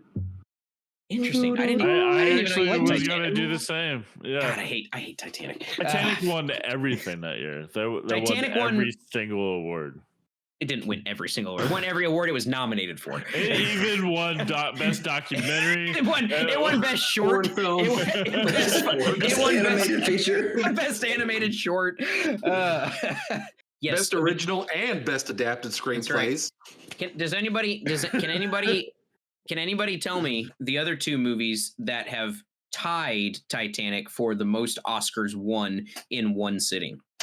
Titanic is one of them. It won 11, and there were 2 other movies that also won 11. So Return of the King? Return of the King is the other one. Then there's a third one. Win everything? Gravity did not. No, Gravity only won a couple. Didn't The Shape of Water win a bunch?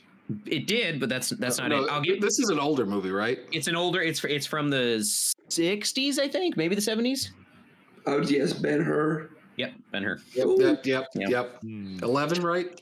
11 wins. 11, all 3 of them. Yeah, all 3 of them had 11. Yeah. What's interesting? Ben-Hur isn't on this list. All right. Ben-Hur, yeah. Well, Ben-Hur overrated once again, and they tried to make didn't win everything after all. Yeah. All right, Neil took Titanic. So Ian, go ahead and round yours out. I'm going to go way off the box here. None of y'all see this one coming. Okay. The Sting. The Sting, really? The Sting's a great movie. I am surprised that you picked that. I didn't even know you'd seen that. Yeah, solid, man. That's I don't know anybody. You're the first people I've ever known to even see that. The Sting? Oh, the Sting's fantastic. Like a couple of grifters.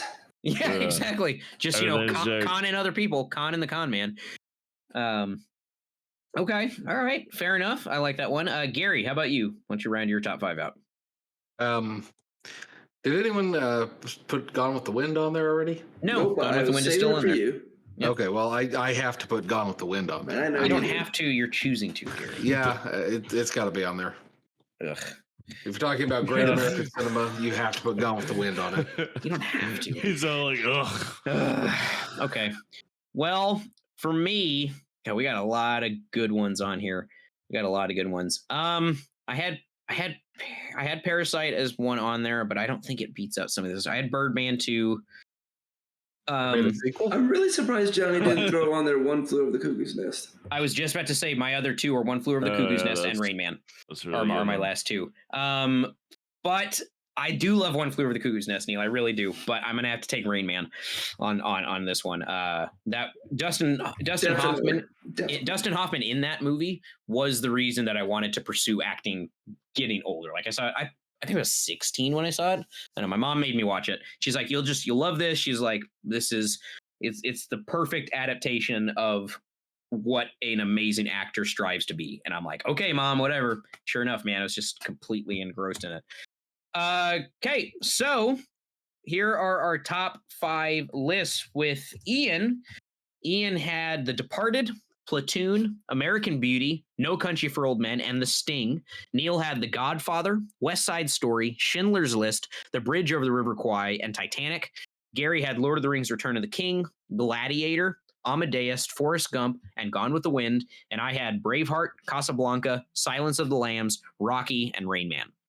This is going to be very tough. This might be harder than the sitcom episode, so buckle up. Okay. Damn. All right, Neil, I'm going to let you go first if you're up for it. Sure. Okay, Neil, what do you think? What should be on our Mount Rushmore plus one? You can do your own or anybody else's picks. The Godfather. Okay. End of statement. Okay. Gary? Looking at this list, there are so many movies that need to be there's on so this many. Mount Oh, Rushmore. so many. I'm scared of like committing early to any of them now. Like The Godfather's like, yeah, it's a great movie, but I'm like, what am I going to have to cut out? Which one of these things that are so precious to me am I going to have to kill in order to keep The Godfather? So that's tough. Godfather's a really great movie, though. Which led, it's such a great movie that it had a sequel, which also won Best Picture, and then it stopped there because nothing happened after Godfather Part 2. I thought they had another one. No, nothing happened. Just two, Gary. We don't talk about any other ones that may or may not have been created. Hey, you think of Carlito's Way? Gary's cool, man. If you want, Carlito's Way, or a Bronx Tale. I can't. I mean, are you really gonna say no to Marlon Brando?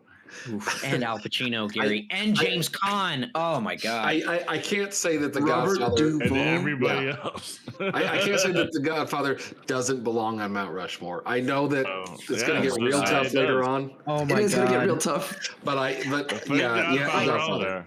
I am stressing. Johnny, just do it. I am stressing out so hard right now, guys. Like my anxiety is through the roof. Yeah. Oh my God! This is really okay. tough. All right, The Godfather's going on there. The Godfather's going on there. No regrets. No regrets. Godfather's in. Okay. It's up there. All right. I would say Goodfellas is a better mob movie, but it's not. It does not have the possibility of being up Didn't there. win Best So Picture, fine. yeah. It did not. It did not. So fine. Okay. All right. The Godfather's up there. On the That was board. Neil's first pick. All right. Ian, I'm gonna let you go next. Okay. You can go from any of our lists or your own, or you can throw up a random one. It's up to you. Just got to be a Best Picture winner. Go ahead. So I'll go with Lord of the Rings. Sorry, Gary. No, Okay, that's cool, fine. man. Cool. Return That's of the King. perfectly fine. Dope. You're gonna get a yes from me. That's my favorite adventure movie, hands down, and one of my top 5 favorite films ever. So, you got no qualms over here. Neil. Hey, you can say no. It's fine. We can come back to it too. We can always make our arguments and then come back to it. Baby pal. You can be in the maybe pal. I can put an asterisk by it here on my my little list that I have. I mean, it is a fantastic film and it's such a great ensemble, and it's definitely deserving of being on the Mount Rushmore, but we're so early. We're only at number 2. No, it's gonna be the sitcoms all over again. I say asterisk this one and come back to it. Okay, all right. Just to hear, I'm down with you, Ian. Neil's a maybe. We won't put it on right now, but Gary, I do want to hear your opinion on Lord of the Rings: Return of the King. Does it make the top 5?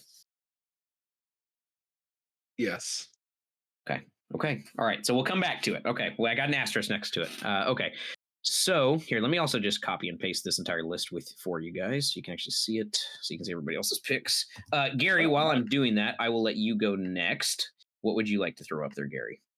Well, clearly, Casablanca absolutely needs to be on Oof. Mount Rushmore. I don't think there's any doubt to that. You're not going to get any argument from me on that one. It started the film noir genre. Mhm. It's one of the greatest romances Yeah. ever created, where the two main titular characters do not end up together. It's just a story of despair, but love at the same time. It's got moments of like, It's you know, beautiful. one, it's good Who are versus evil. y'all trying to convince? Because I'm on board. I say yes. Okay, well, you and Ian kind of look like you were unsure, so we were just, Ian, do we need to convince you on this? Yeah, no, I'm kidding. I'm about it. Okay. All right. Good. Okay. Good. I think if we're gonna pick one classic, like one pre 1970 or 1980, Casablanca's got to be the one. Okay. I mean, I'd definitely say Casablanca over Gone with the Wind. So sure, absolutely. I mean, Gone with the Wind was boring as hell. Even though I appreciated it, Gary. I appreciated it. It's just boring. It's just boring. Okay. Good pick, Gary. All right, my turn. Fuck, English this is patient, hard. right? We all know he's gonna say English patient. And this is the night Ian died. Ian was murdered. Nobody knew how. He just happened to be murdered. No, I'm gonna go. Damn it. I mean, God, Braveheart is up there. I'm Silence of the Lambs and Braveheart. I'm debating between then Rocky 2. Fuck. Shit. why do we do this? Do you want to whittle out ones we don't want on the top 20? Like start with I love Titanic, but I don't think it's Mount Rushmore. Like, would anybody say that it needs to be up there? So let's do that. Okay, that's fine. We'll start with that. Okay, so let's go down is the anybody list. a hard no on any of these? Yeah. Like Titanic is great, but it's not Mount Rushmore for Titanic me. is gone. I'm just going to erase it from my list. Okay, so Titanic is gone. Okay, because I've already. All right, so we'll go through Ian's list real quick. Ian had The Departed. Are we okay with keeping it on the list? Keep it in the list. Keep it. Okay. Platoon. I'm going to say no. I'm going to immediately say no. Yeah. I don't think it's Mount Rushmore. Okay. Yeah. American Beauty. Yeah, I can't. We've already talked about two other movies that I would put above that. Yeah. Okay. All right, so you're taking that off. No Country for Old Men. That's great. It's like killing your. This is like Sophie's Choice, but like worse. It's almost like we're building some kind of Schindler's List. We're not haters. No, Ian, we're not haters. Come on. We kept The Departed on there. I would say leave that one up for debate. Okay. I would leave that up for debate. I think it is one Which of one was the that again? No Country for Old Men. Oh, okay. Yeah, definitely. It's a solid. Yeah, it's a solid fucking film. The Sting. I think I'm gonna have to take that off. I love The Sting. Yeah. I do. But I it's mean, not Mount I Rushmore. figured. That's why I hesitated to put it until like my fifth one. Okay. From Neil's list, The Godfather is already on Mount Rushmore. But how about West Side Story? I don't think I can give that like greatest movie of all time kind of. This is tough. It's tough. I can't give. I don't think I'm going to be able to give. The only argument I would make for that is if we wanted to have a representation of a musical up there. Sure. But if that were the case, then I would start arguing that Sound of Music is a better movie, and that did win Best Picture. Or Chicago. Or Chicago, even. I think both are better than West Side Story. I mean, I'm good with it not being on Mount Rushmore. Okay. I mean, I did enjoy doing that scene, the dance number with you, Neil, in high school. Oh, yeah. Schindler's List, I think, is safe to stay. I would like to keep it up there for contention. Yeah. Okay. How about Gary? I just heard Gary go. This is just getting real tough. All right, we're gonna keep Schindler's List. We're keeping Schindler's List. Okay. How about Bridge Over the River Kwai? I do love that movie, but I don't know. I can't see that on Mount Rushmore, man. I'd like to leave it up there just in case we want to circle back to some kind of war movie. Okay. Lord of the Rings: Return of the King is staying. What, Neil? Good. And then my other one was Titanic, which we already took off. And I already took that off, exactly. Okay, so Lord of the Rings: Return of the King is a maybe anyway, so we're gonna keep that up there for Gary. Gladiator. I like Gladiator, but like Mount Rushmore, I don't. Yeah, I'm gonna say no. I'll just immediately say no for you. I do like Gladiator. Like, it's a fantastic Roman Empire type film. It's well done, well shot. Like, sure, it's really a great movie. But it really is. Yeah, I mean, it's Travis's favorite film. Yeah, okay? He gives it a 9.5 out of 10. Yeah, it's the perfect movie. Amadeus. That's such a good movie, but you've not seen it, Johnny. So I haven't. It's the only movie on this list that I haven't seen. Actually, I might have to watch that tonight. I'm down, man. I'll watch it with you. Okay, so Amadeus is off. Forrest Gump, I think we're going to be safe to leave this one up. Yeah. Yeah. I'm good to leave it. Okay. Gone with the Wind. I think we take it off because Casablanca is already up there. Like Gone with the Wind is like an amazing film. Like it's an epic drama of like just I know it's a long movie, but like I mean that is just so seminal for American film. Like that movie is it's like not having it'd be like not having like Citizen Kane on here. Like, you know. Well, Citizen Kane's not on here. Right, but they didn't win. But like I know. Lord of the Rings, Gone with the Wind did. Like that's just if I can't convince you, Johnny, then we can take it off. But like that's such an important piece of like, and it's such a good movie. Gary, out of the other 3 people on this panel, you have the best luck of convincing me. I don't think you convinced Ian and Neil that it's going to be a better movie than this other top 5. And I'm not going to agree with it either. I don't think it deserves to be on Mount Rushmore Plus One. But Ian and Neil, any chance I can convince you?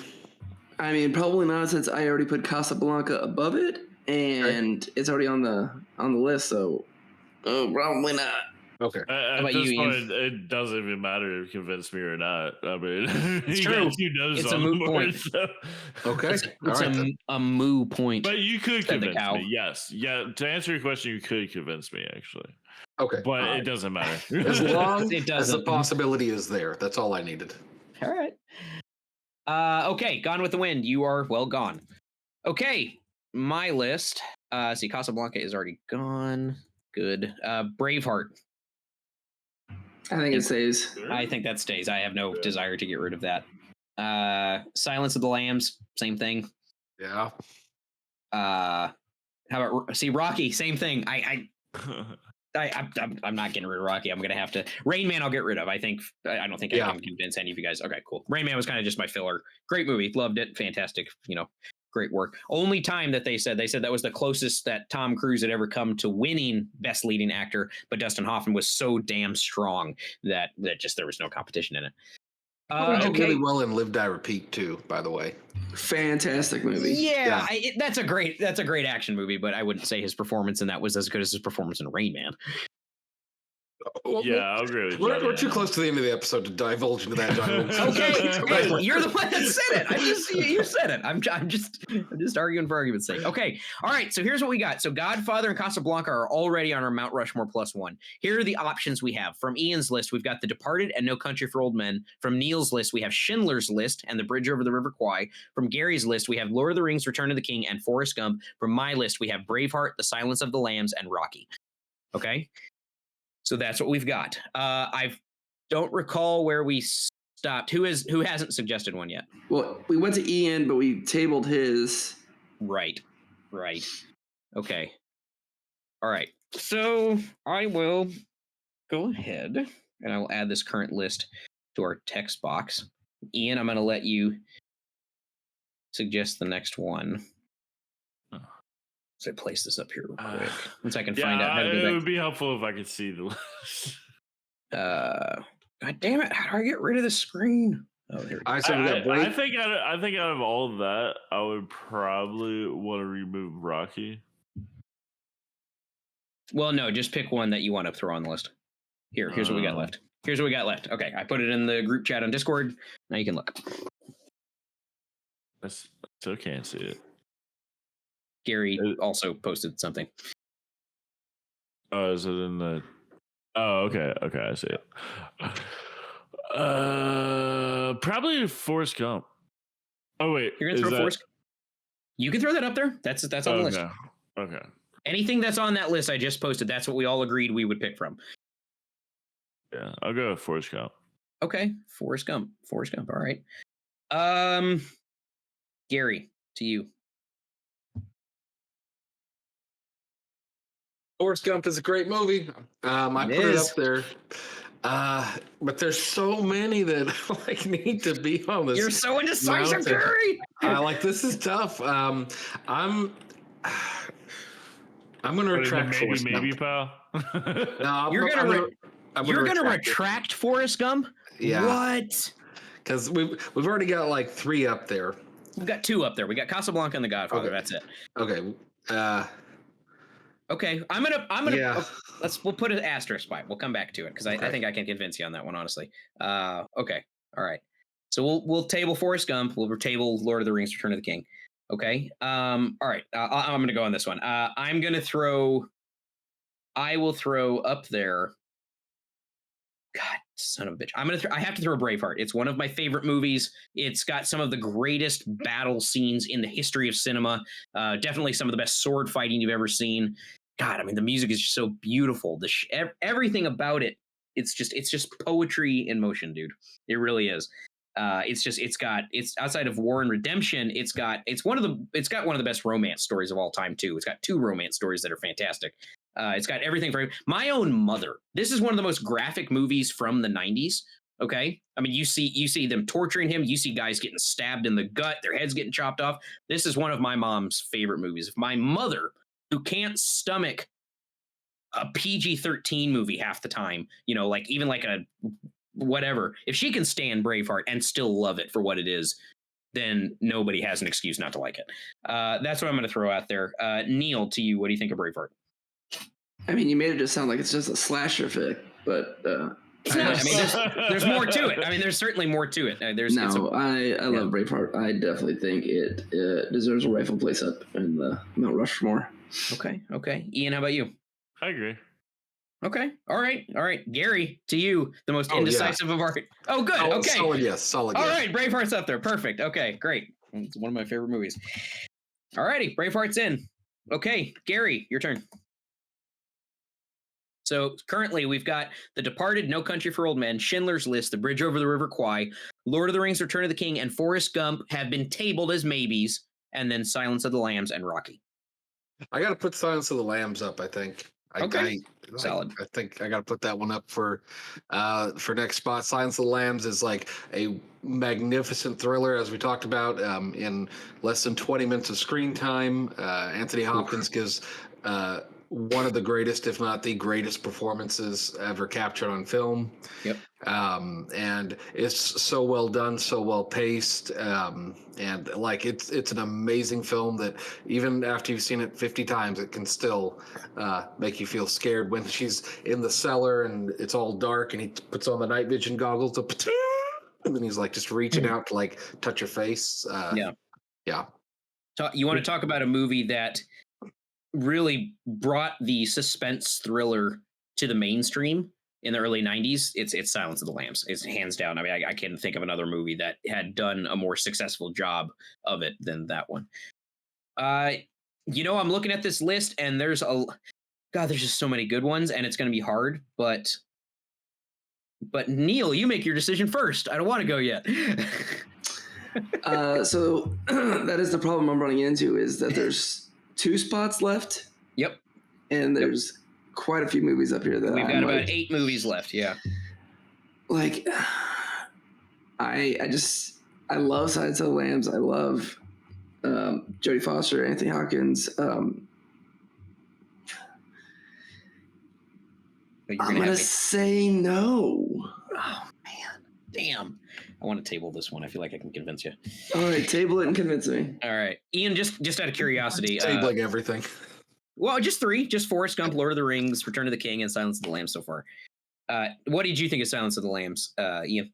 I don't know. It's too hard. Like I would say probably not, but then I'm looking at all the other ones that's left, and I'm like, actually, maybe, because some of these other ones I would also say possibly no too. So okay. Here's the thing for me. I'm gonna be honest. The 3 that we tabled,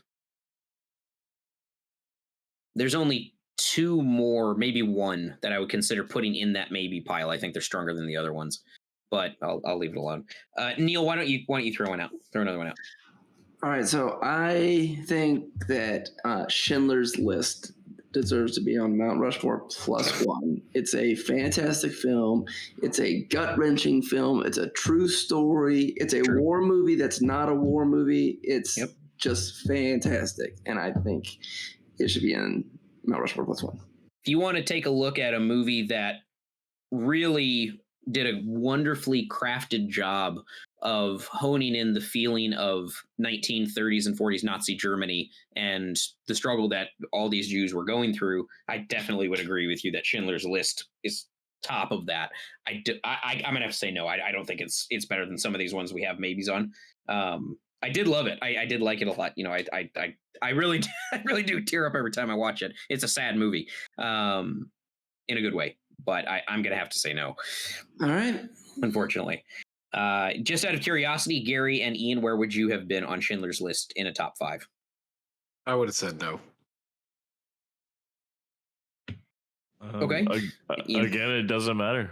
It does, but I'm just curious. Like, I'm just curious, you guys, how you thought of it. I would be convinced. Okay, all right. It's a good movie, man. All these movies that are left are really good. It's tough. Yeah. Gary. All right, so looking at the list, The Departed is a great movie. God, it is. It's a really great movie. Yeah. It is. We already have our we already have our mafia movie kind of with The Godfather. True. And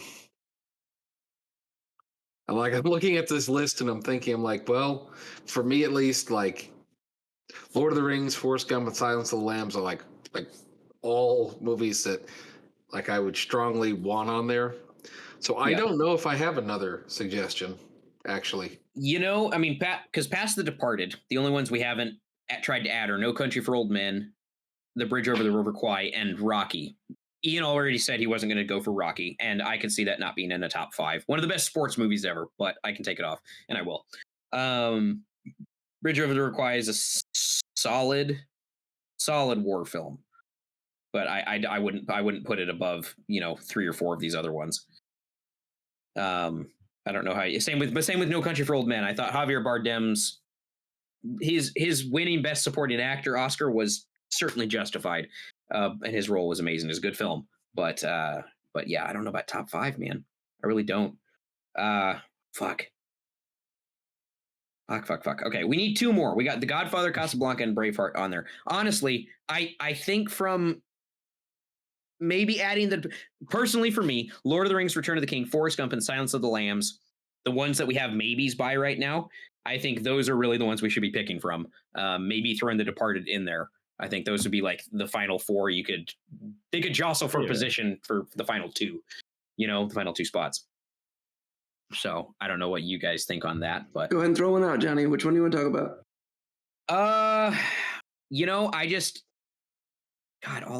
All of these. I can't not throw. Fuck. Forrest Gump is just when you think of 90s movies, Forrest Gump is always the one that pops up first because it was a movie, like the soundtrack was more obviously 60s, 70s. Quotable. Yeah, it's very quotable, and there's just so many memorable parts. You talk about people still don't even know who Robert Zemeckis is, even though he did the Back to the Future series and Forrest Gump. I mean, just with those by themselves, that's enough to put you in the Hall of Fame of greatest directors ever. But I'm gonna have to go with Lord of the Rings, and I'll tell you why. Because first off, we don't have fantasy or adventure really. Kind of Braveheart, I guess, a little bit. That's more. I mean, that's a biopic, though. I'm gonna say Lord of the.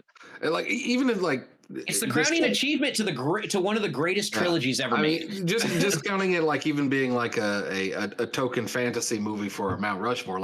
It is like a solid, strong movie. There's really good acting in it. Like it's like the as you said, the culmination of like a 3-year long journey that everybody went on because everybody kind of went and saw those movies together.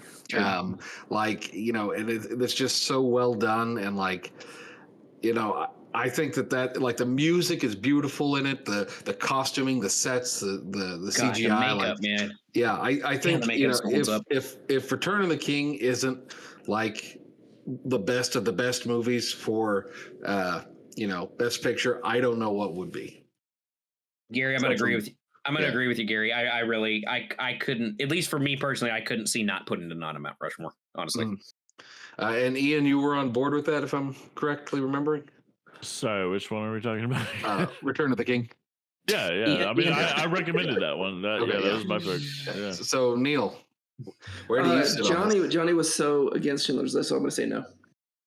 Okay. I'm just kidding. Absolutely, Lord of the Rings. I was like, you can do that if you want to. It's your right. You're welcome to. I absolutely agree with everything Gary said. It is a fantastic culmination of those films. Yeah. It's the crown jewel of one of the greatest trilogies ever. Just look at it. Just look at it. Yeah. Just look at it. Just take a look. Just take a look.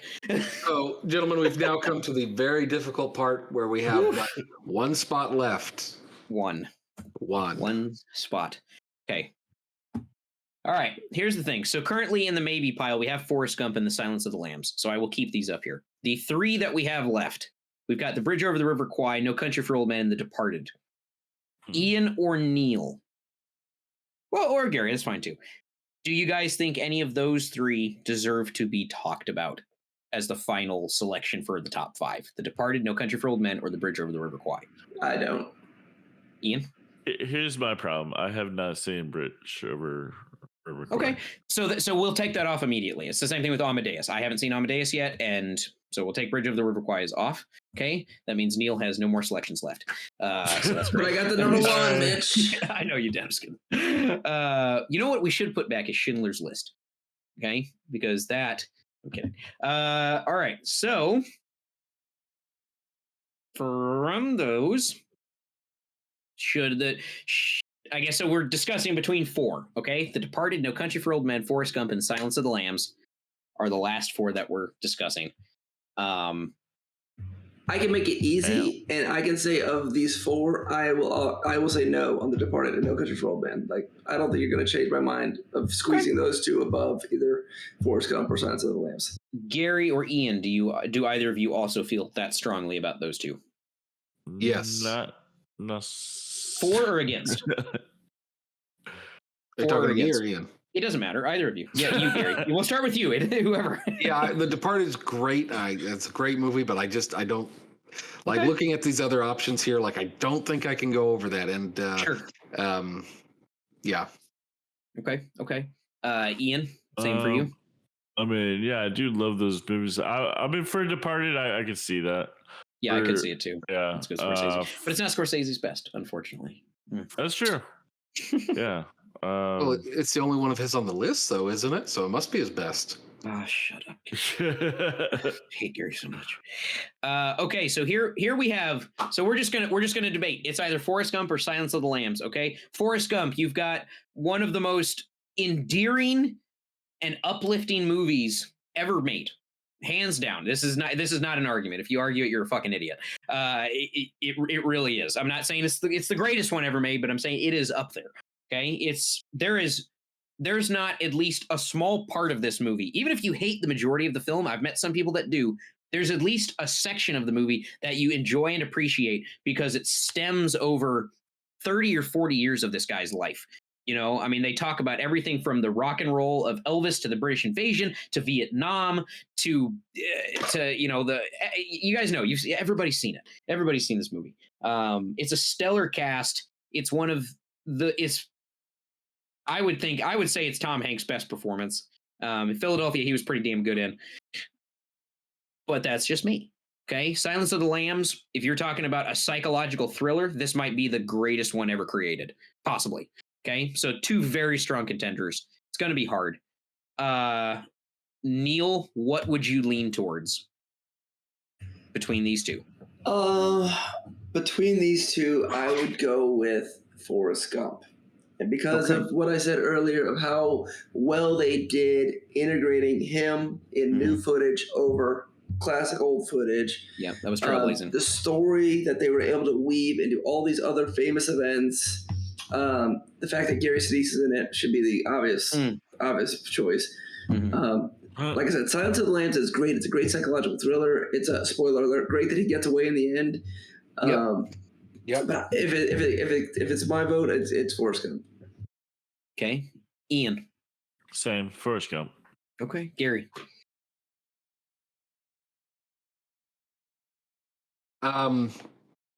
Both of these movies are extremely well shot, extremely well acted. Forrest Gump probably has the edge on the soundtrack. Oh, sure. You know, for me, I guess it's going to come down to just you feel better after watching Forrest Gump than you do Silence of the Lambs. True. So I you think still that, feel pretty. You still feel pretty bad after. but like, Not yeah, as bad. yeah. Forrest Gump has a lot more comedic moments, that's for sure. Silence of the Lambs definitely makes me want to have a friend for dinner. So, Dr. Chilton. Yeah. So, Forrest Gump. Okay. I think Silence of the Lambs is a deeper script, to be quite honest. I think that there's a lot of topical pop culture references in Forrest Gump, which we do love movies like that. Like we typically flock to films like that. I think as far as a deeper meaning film, psychologically, philosophically, Silence of the Lambs is that. But Forrest Gump it's just, I've read articles where people say, "Oh, Forrest Gump is the most overrated movie of all time," and they explain why. And I disagree with every article I've ever read on that. Yeah, it's fine, and I'll read them. I'll hear the argument out. I don't agree with it at all, but I'll still hear it out. I think you just made that up. But are you serious? Before. Do you want me to? I'll send you the articles when we're done. I just have to find them on Google. I'm gonna have to say though that I'll agree on Forrest Gump just for the sake of us actually ending this episode at some point. Yeah, majority rules anyway. So. Yeah. No, not on this one. Not on our Mount Rushmore Plus One. We have to unanimously agree. But okay, I will agree with Forrest Gump. Here we go. All right, that was a tough one. That was a tough one. That was really tough. Yeah, that is a tough one. So our Mount Rushmore Plus One: The Godfather, Casablanca, Braveheart, Lord of the Rings, Return of the King, and Forrest Gump. Okay, you guys heard it here first. So, guys, unfortunately, we are all out of time here for tonight, so we're going to go ahead and start wrapping up. Ian, thanks so much for joining us. Let's go ahead and give everybody an opportunity to make a recommendation for this week to our listeners. I'm going to go ahead and start this week. I'm just going to stick with what we were talking about. And I'm going to go with one that's probably not heard of as much. So Bridge Over the River Kwai. Alec Guinness, the guy that played Obi-Wan Kenobi originally in the original Star Wars, is the star of this one. It's about a group of soldiers that get kidnapped in the Pacific Theater during World War II, and they are used to build transportation roads and such for the Japanese. And then they end up.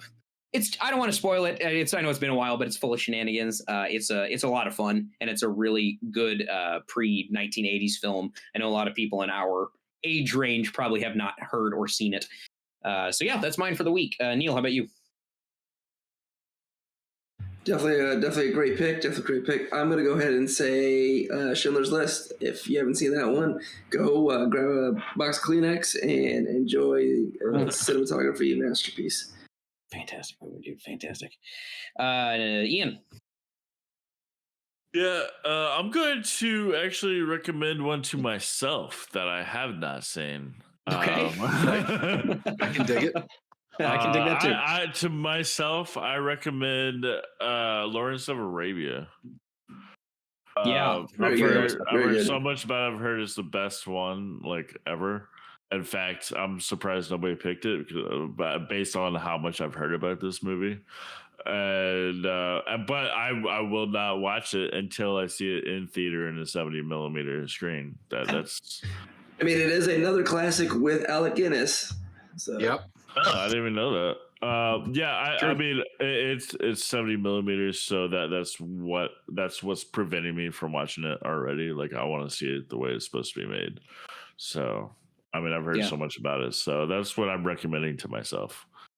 It's a long one. It's like almost 4 hours. Yeah. God, it is a long one. Gary, round us out, man. I'm going to recommend Amadeus, which is the story basically of a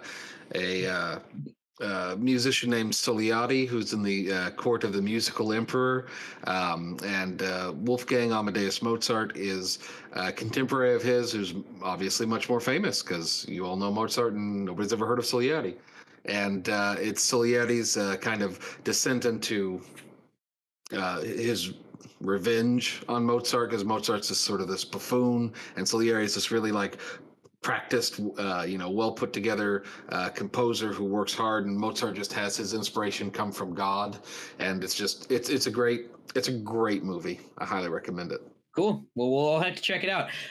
Guys, cool. We're out of time for tonight. Ian, thanks again for joining us. Make sure to check out Ian's friends page, Infamous Horror, and check out his show. Ian, why don't you go ahead and plug your show real quick? Golden Trash Horror Movie Grind. Actually, you know what? Recently, an episode that came out, which is kind of like this show. Actually, I'm kind of falling into you guys. I had a roundtable discussion with a bunch of experts. I assembled a crack team of experts. We discussed why do we enjoy bad movies. I got Martin, my producer, who he's currently making a documentary about it. Yep. I got sorry, I got distracted. I got a guy who's a philosophy teacher in college. He's a professor, and he wrote a book about the matter. A book called "Why It's Okay to Love Bad Movies." That book is out now. Check it out. Okay. And dope. I also got Darren Ewing, who's famous as the "Oh my God" guy from Troll 2. He's the guy that you thought was an expert. No, but I mean, he's been to a bunch of screenings. He's seen the fans. Okay. I mean, he was in it, so that makes it. Did you get Greg Sestero on that episode too? No, he'll be in the next one. Okay. But I did get Greg Sestero to review Troll 2. By the way, I did see that episode. I saw you and Bree on there. Yeah. That'll be fun. Cool, man. Well, everybody, make sure to go check Ian's podcast out. And for all of us here at I Don't Give a Flick, I'm Johnny. I'm Gary. And I'm sick of shit. And you stay classy. Neil Riley will be back next week. See you guys. Thank you for tuning in to Leadfeather Productions' podcast of I Don't Give a Flick. Make sure to subscribe to our podcast so that you never miss an episode. Podcasts are available on Apple, Spotify, Google Podcasts, YouTube, and everywhere podcasts are hosted. I Don't Give a Flick is hosted and produced by Johnny Blackburn, Gary Elmore, and Neil Riley. Executive producer, Johnny Blackburn. Technical director, editor, and audio mixer, Gary Elmore. I Don't Give a Flick is a Leadfeather production. Copyright Leadfeather Productions 2021.